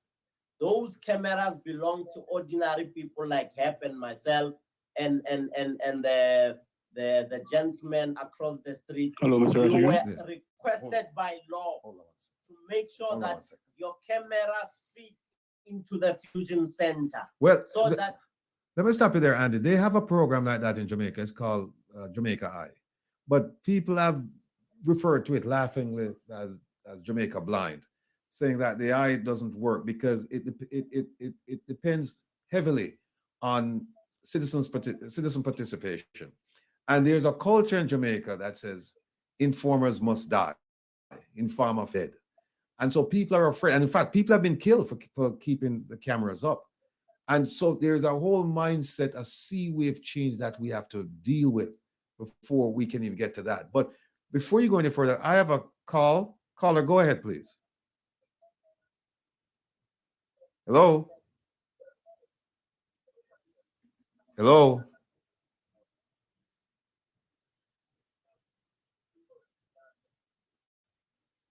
All right, Andy, go ahead, finish up with the Fusion Center, please. The Fusion Center is very critical. Those who, for want of a good reason, would kill people who support the idea of setting up cameras. They change very quickly when their family members are raped as a problem of home intrusions. They change very quickly when their cousins, their mothers, or their fathers have been hijacked, or their wives or their husbands. So before it happens to you, Hold on, Mr. Rattigan. Yes, Andy, hold on one second. Hold on one second. This caller has been trying to call him for a while. All right, go ahead, caller. I'm not hearing him. Caller? Hello?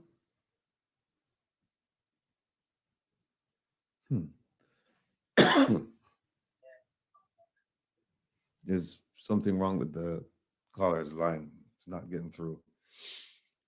Yes, Andy, Fusion Center. the Fusion Center is very important.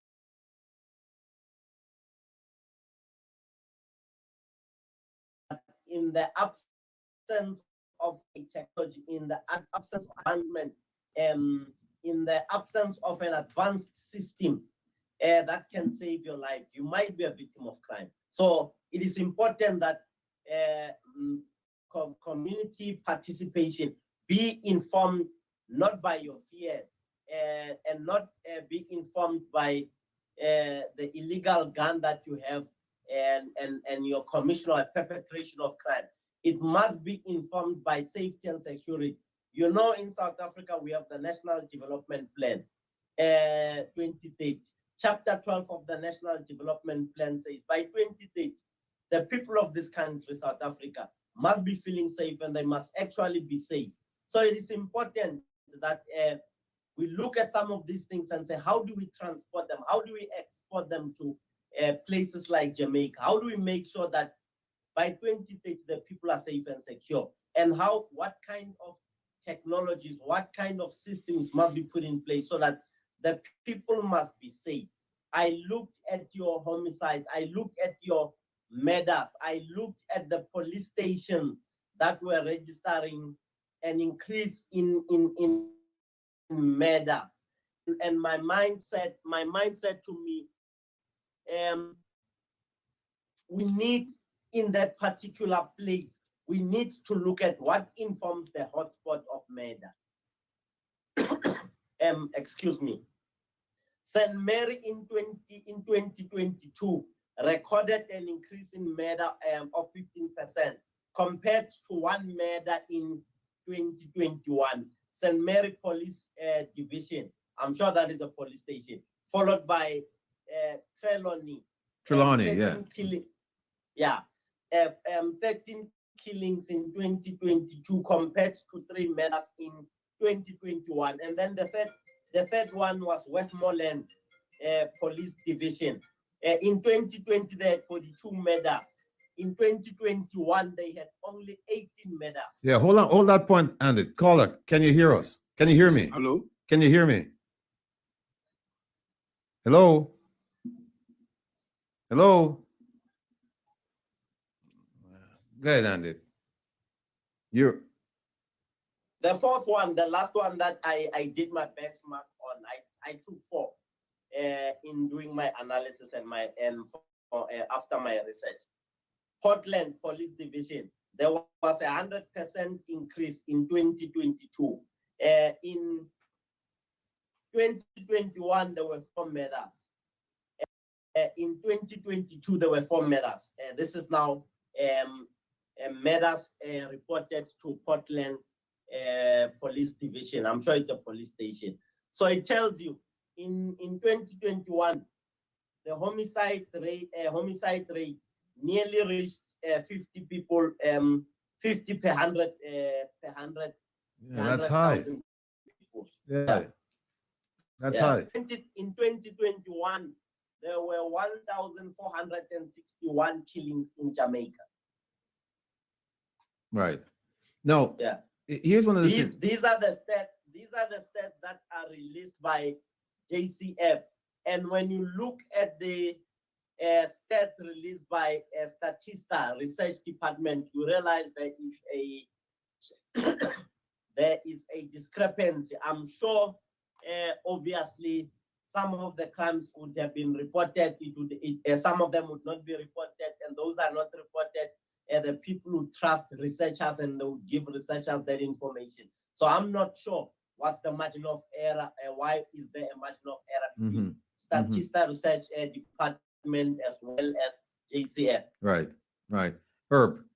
Yeah, I am, while Andy was speaking, I decided to take a look at the iJamaica cameras around the country. They have 5 cameras up, and 4 of them are out of order. Only 1 working, the one that's in Crossroads in Kingston. The ones in Portland, Jamaica, and in Halfway Tree and other parts of St. Andrew, they're not working. The cameras are off. And this is consistent with what we told them back in 2018 and 19, that the call-in number to alert, see something, say something. That number, when people called it, there was nobody answering on the other end. It rang for, we rang it for 5 minutes, then we stopped. We rang it for 20 minutes straight after that, with the tourism police chief next to me and another superintendent of police. And nobody answered it. And I believe they're now just taking the whole thing down. So, Andy, you're right. Technology plays a role, whether it's CCTV or a hotline. It plays a big role in tip-offs to the police. I know the reward money has been staggering amounts that they've been paying out in Jamaica recently.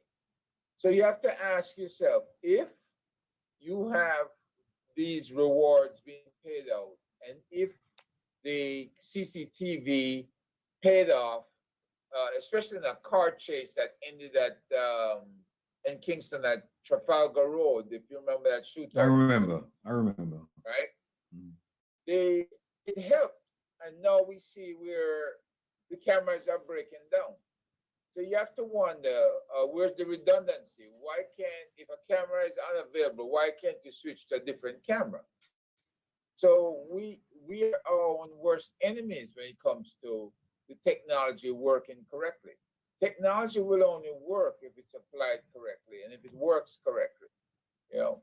You have to have people monitoring these situations and responding to what's going on because public cameras.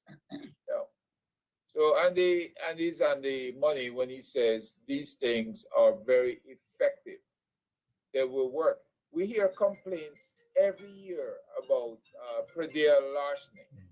People stealing people's goats. Hold on one second. cows, Hold on one second. Caller. Yes, good night.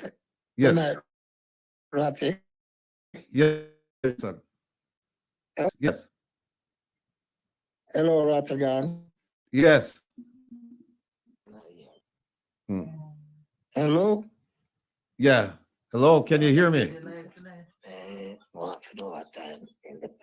Hello? Yes. Hello.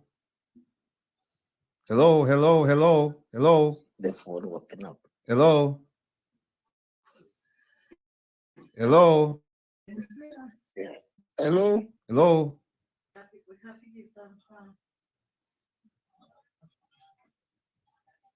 Yeah, we have a problem with the phone line. Hello? Yeah. It really, All of a sudden it just stopped working. Yeah. I'll have to call them back.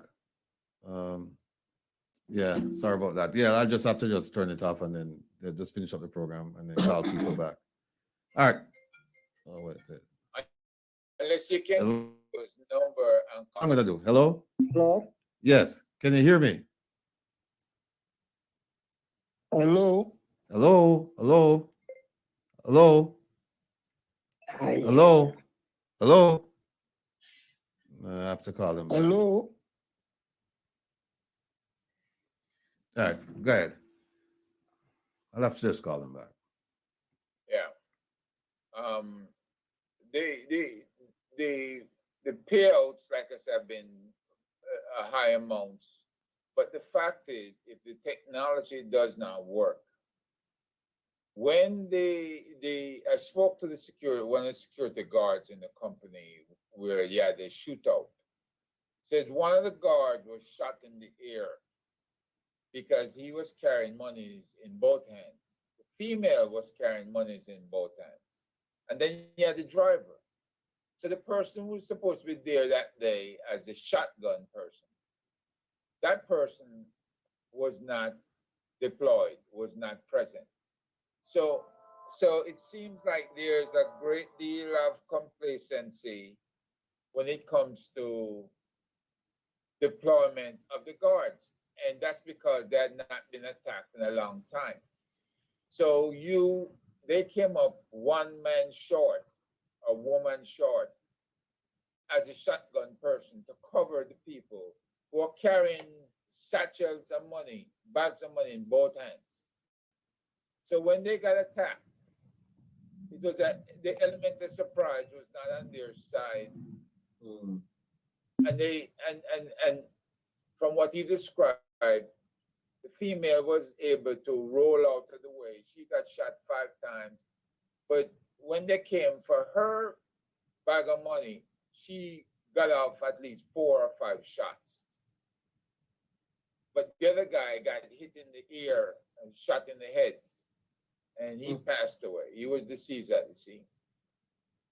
So it's on the companies how they deploy the strength of their deployments. If they don't deploy a full contingent, and these guys know it, and they can know it 1 or 2 ways, through observation and surveillance, or simply there's an insider threat that they have not ferreted out. And so they have to figure out who informed.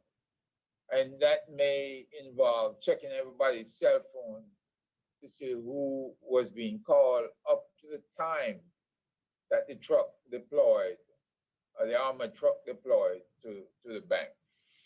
And then these guys have to practice stealth driving, because they don't have to drive up to the scene and drop the guards right away. They can, in fact, drive through the scene slowly and double back.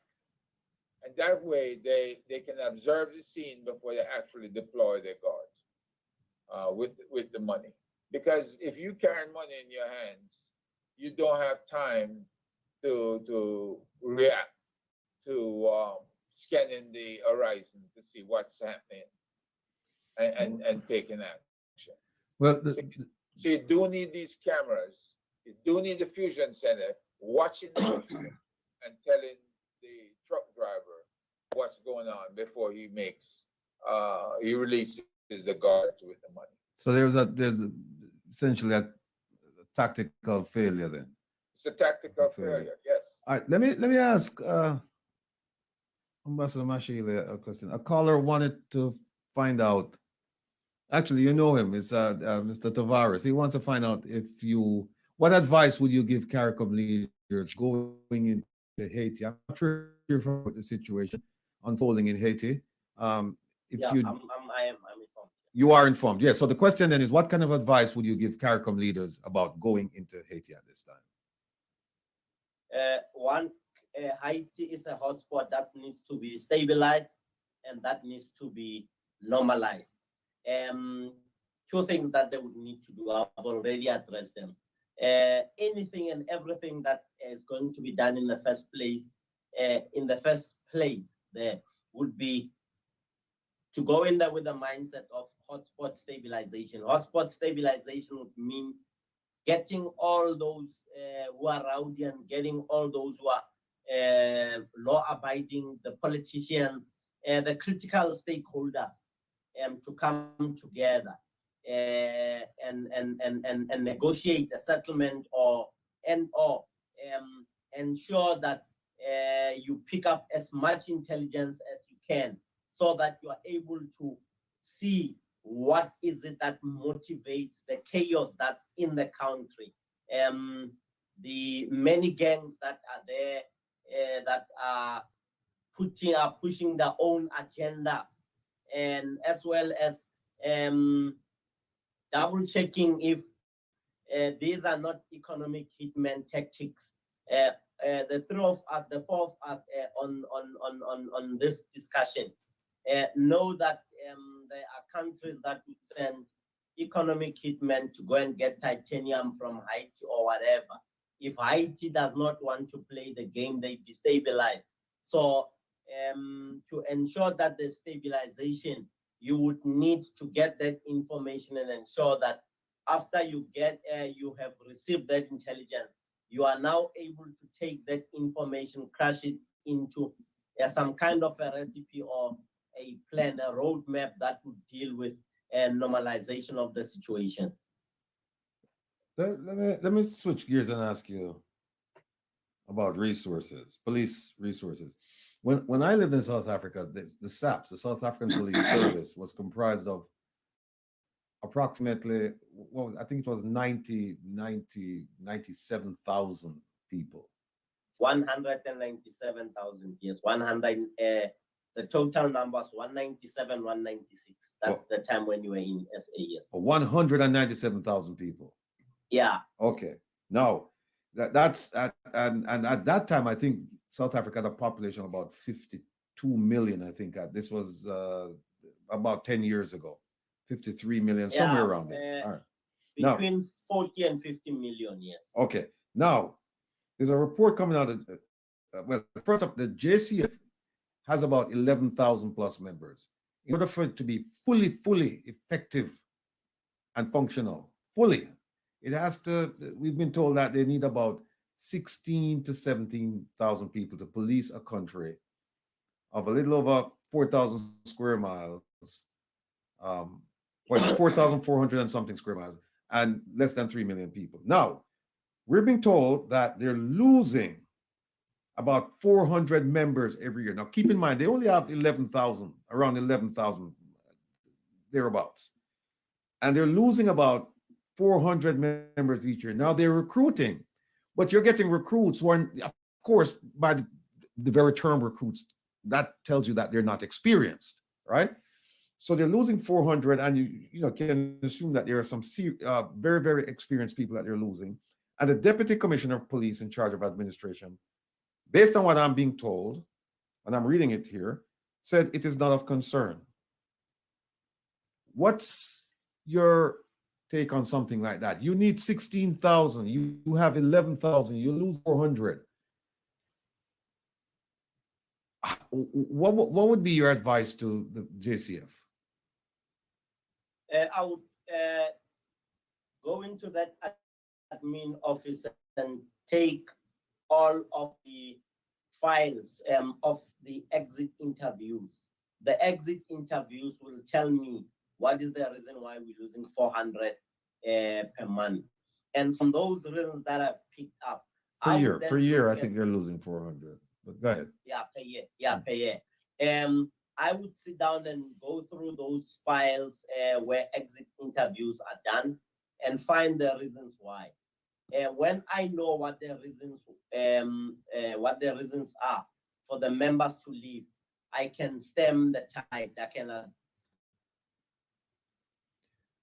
But the thing is, and Herb, you can chime in on this. You'd think that that's something that they would do, that they would look at the exit files to say, okay, Well, I mean, it was a big assumption on our part. Well- to think that they're that well organized, and they do in fact do exit interviews.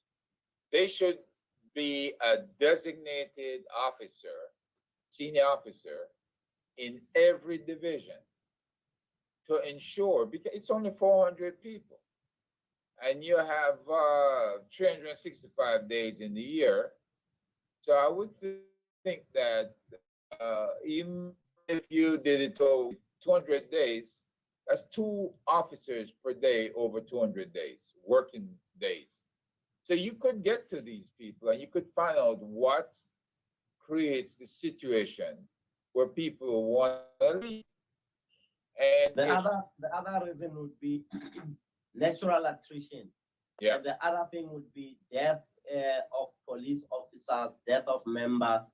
Your natural attrition should actually be planned for, because you would know that Will is going to be 100 years in the next 2 days or in the next 2 weeks, and then you would need to put a replacement. an opening in place. Yes, and you would, in your planning, in your last financial year, you would have known that so many people are going on retirement, they're going on pension, and your next budget, your next operational budget would then take into consideration those gaps that you are going to experience, and you close them down.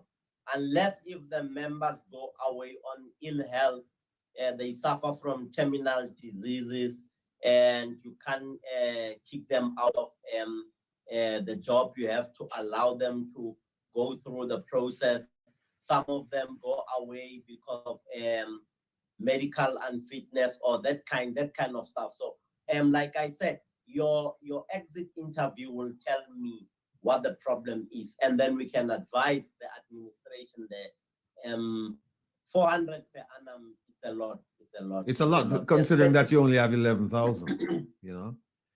Yeah, and also taking into consideration the experience in terms of the combined operational years or age of those individuals. How many years have they been working at JCF?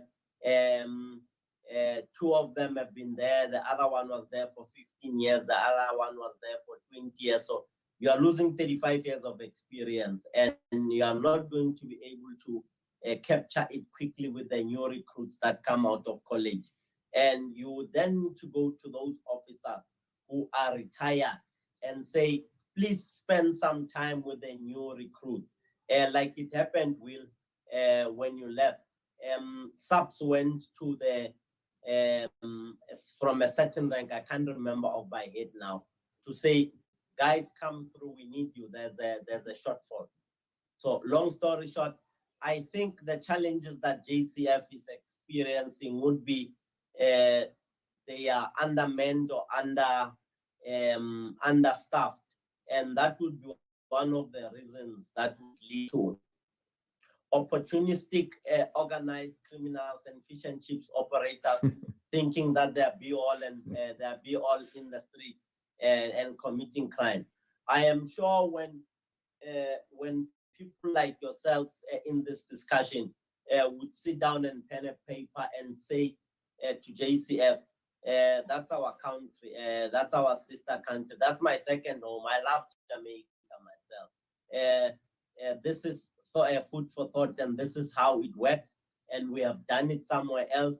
Try it in your country. You know, that's an interesting point, and we touched on it earlier, is that Jamaica should form sister relationships with some of these countries on the African continent, because some of the problems are similar, but the thing is, the difference is that some of these countries, they're coming up with innovative ways, and Jamaica may have an innovative way that just needs tweaking.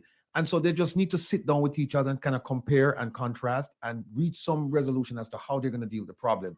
Now, there is a Jamaican, there is a diplomatic presence in South Africa, in Pretoria, in fact, There's Yeah. a high commission there. Would you be willing to get to the CF to provide whatever assistance you can and work it through with the SAPs? Because you and I both know Indosama guy. Bekatele, you and I both, and I mean, we know him very well. And this is a man that would spare nothing to say, okay, I'm going to provide whatever I can to help Jamaica. We have issues here, but it doesn't mean we cannot help across the ocean. But for some reason, the Jamaican government has decided to isolate itself by saying that they have some of the best investigators in North America and that, you know, they really don't need any help. And the diaspora, time and time again, and that has been rejected roundly. But I'm hoping that they will reach out to our brothers and sisters in South Africa, in Ghana, in Nigeria, because, you know, when you talk about scamming, they could go to the Nigerian police and learn about emerging threats, not only the present threats, but emerging threats, so that you can prevent these things from taking place in your country. But there, you know, Ambassador, there is, like South Africans, Jamaicans are very, very proud people, proud to a fault. And what do I mean by that? To the point where they just refuse. If you start saying to them, look, you're not properly dressed, let me give this. They say, no, I'm properly dressed. I don't need your help. I don't need your help. Let me ask you, give me some advice. How do you establish a breakthrough on something like this? How do you get through to your own people?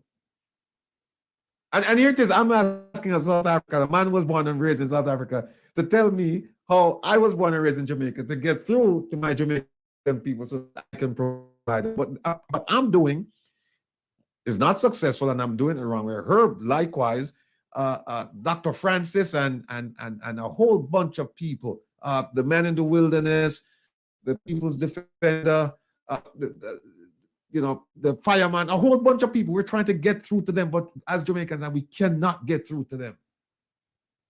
What is it that we're doing wrong? Is there something you can point out to us that you say, hey, maybe you should try this? Yeah.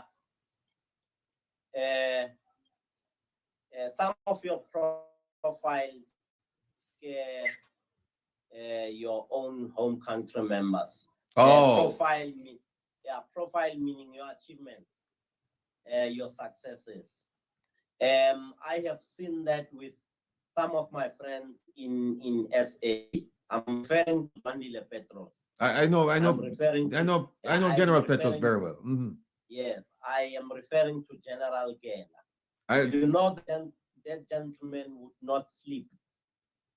We would hop into a helicopter now. I think now it's almost, for me, it's almost midnight or 1 a.m. I'm not sure what time it is. We would fly over Gauteng and look at the areas where the blue lights are not visible. And the station commander would be called. You would be dragged out of bed at 1 a.m., put uniform, go to Midrand, and you'd arrive there fully fledged. The general would be in his uniform, I would be in my suit. And the general would say, Mflegas, meaning the honorable station commander. We just called to tell you, we just called you here to the operation, to the Central Plan Operation, Emergency Operation Center. We just want to tell you that we flew over your area, there are no blue lights. Please go to the station and ensure that all of your cars have the blue light switched on. And you know how angry the station commanders would be.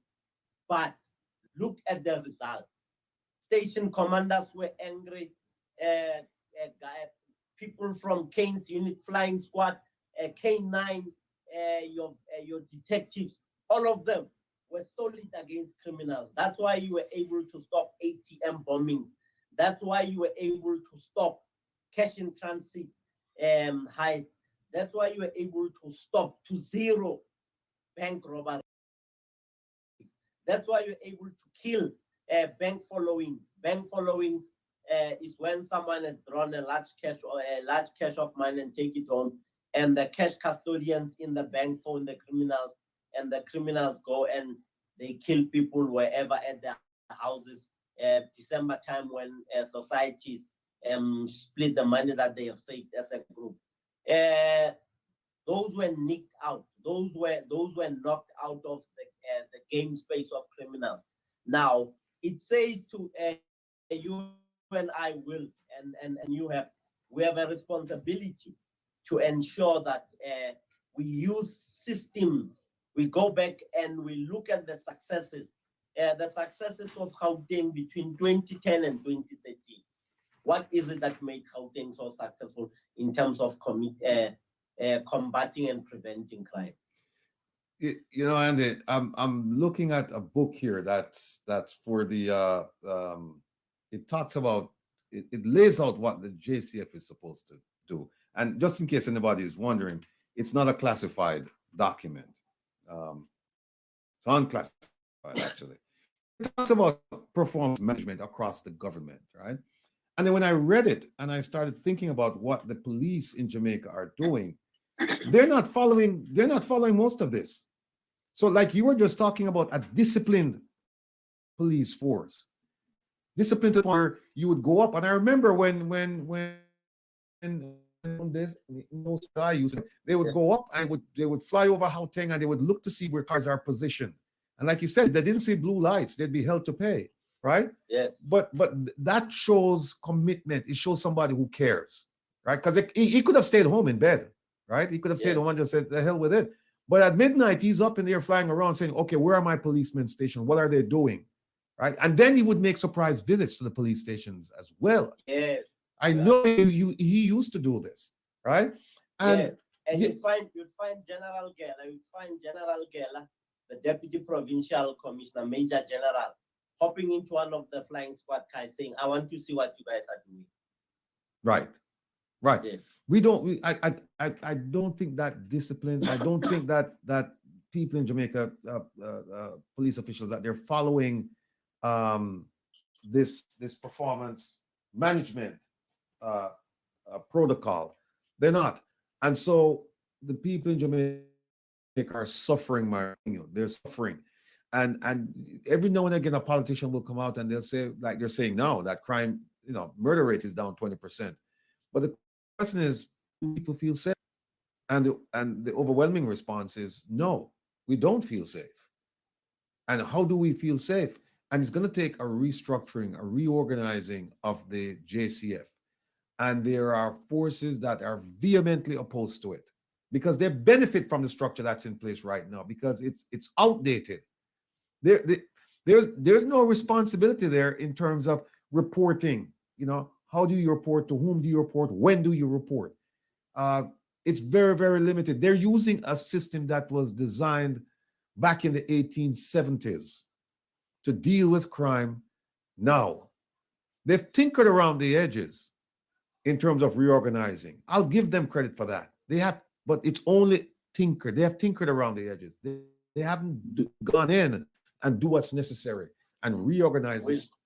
Go ahead, please. Will, I would be happy the day I hear you and my people in Beckersdale, in Soweto, in Alex, that you tell me that you saw a police van in Jamaica and in Alex or Tembisa. I would be happy to hear you tell me that you saw the police officers in the van operating a drone.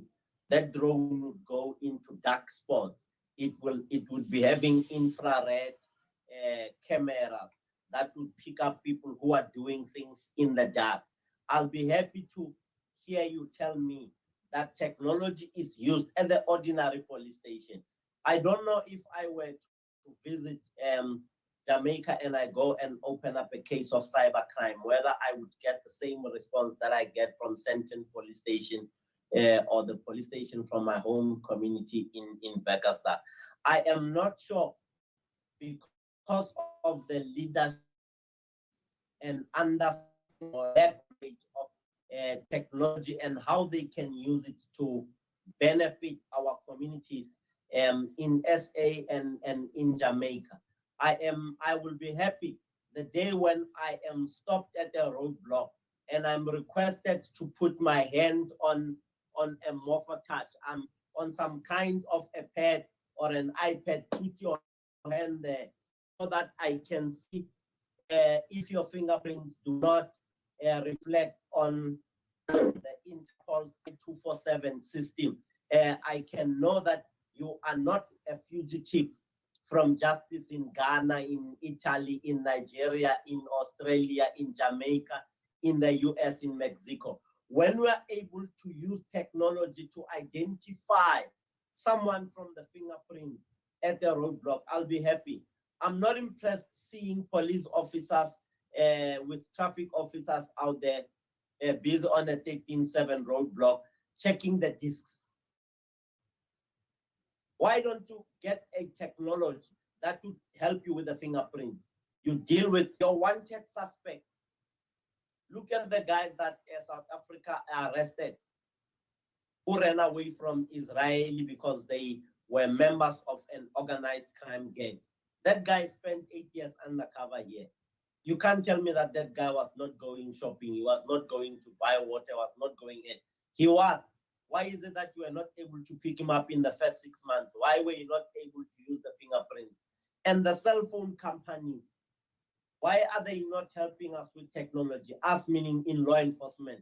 Why are they not helping us with your applications that are on the phone, that are connected to your Home Affairs and National Identification System? In South Africa, it's called HANIS. Your National Identification System connected to your Home Affairs or Homeland Office would be easy to expose an individual if he's wanted or not because of the fingerprints. You can imagine in my country where people, foreign nationals come in, they commit crime and the fingerprints are lifted, but you can't use them anywhere because they're not on your system. Right. You are only going to file them at a later stage. But these guys use cell phones. These cell phones are provided for by cell phone companies. Those companies have an obligation from a public-private partnership to have a crime combating and crime preventing mindset by having applications on the phones that will help us identify us, once again, smartphones, law enforcement agencies, not any Tom, Dick, and Harry in the street. When they stop you, they should say, kindly give us your right thumb and your left thumb and your pinky and your forefinger. Let's see, who are you?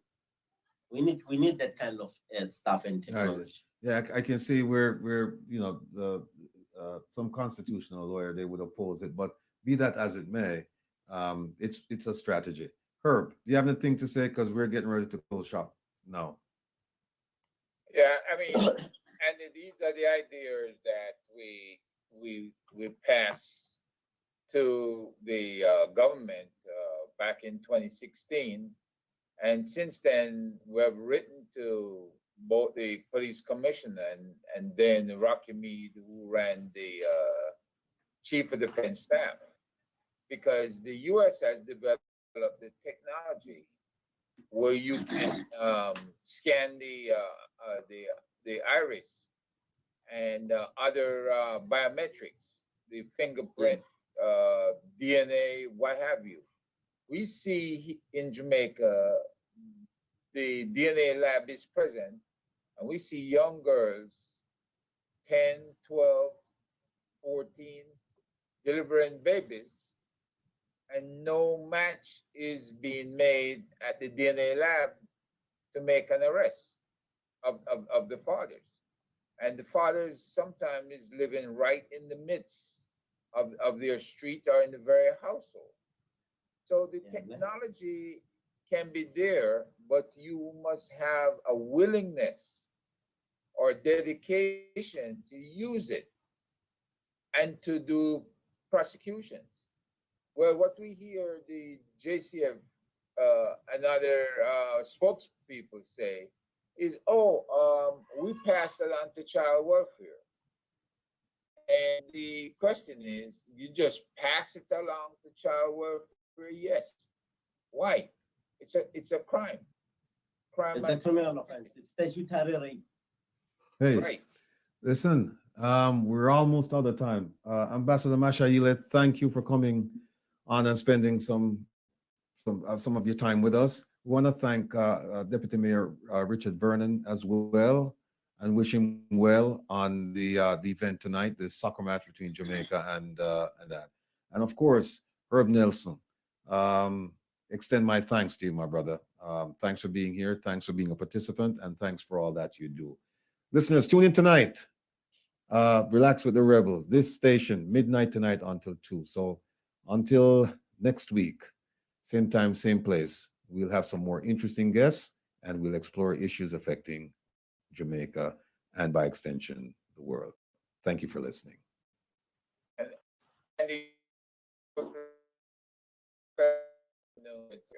Australia morning. Australia morning. Yeah.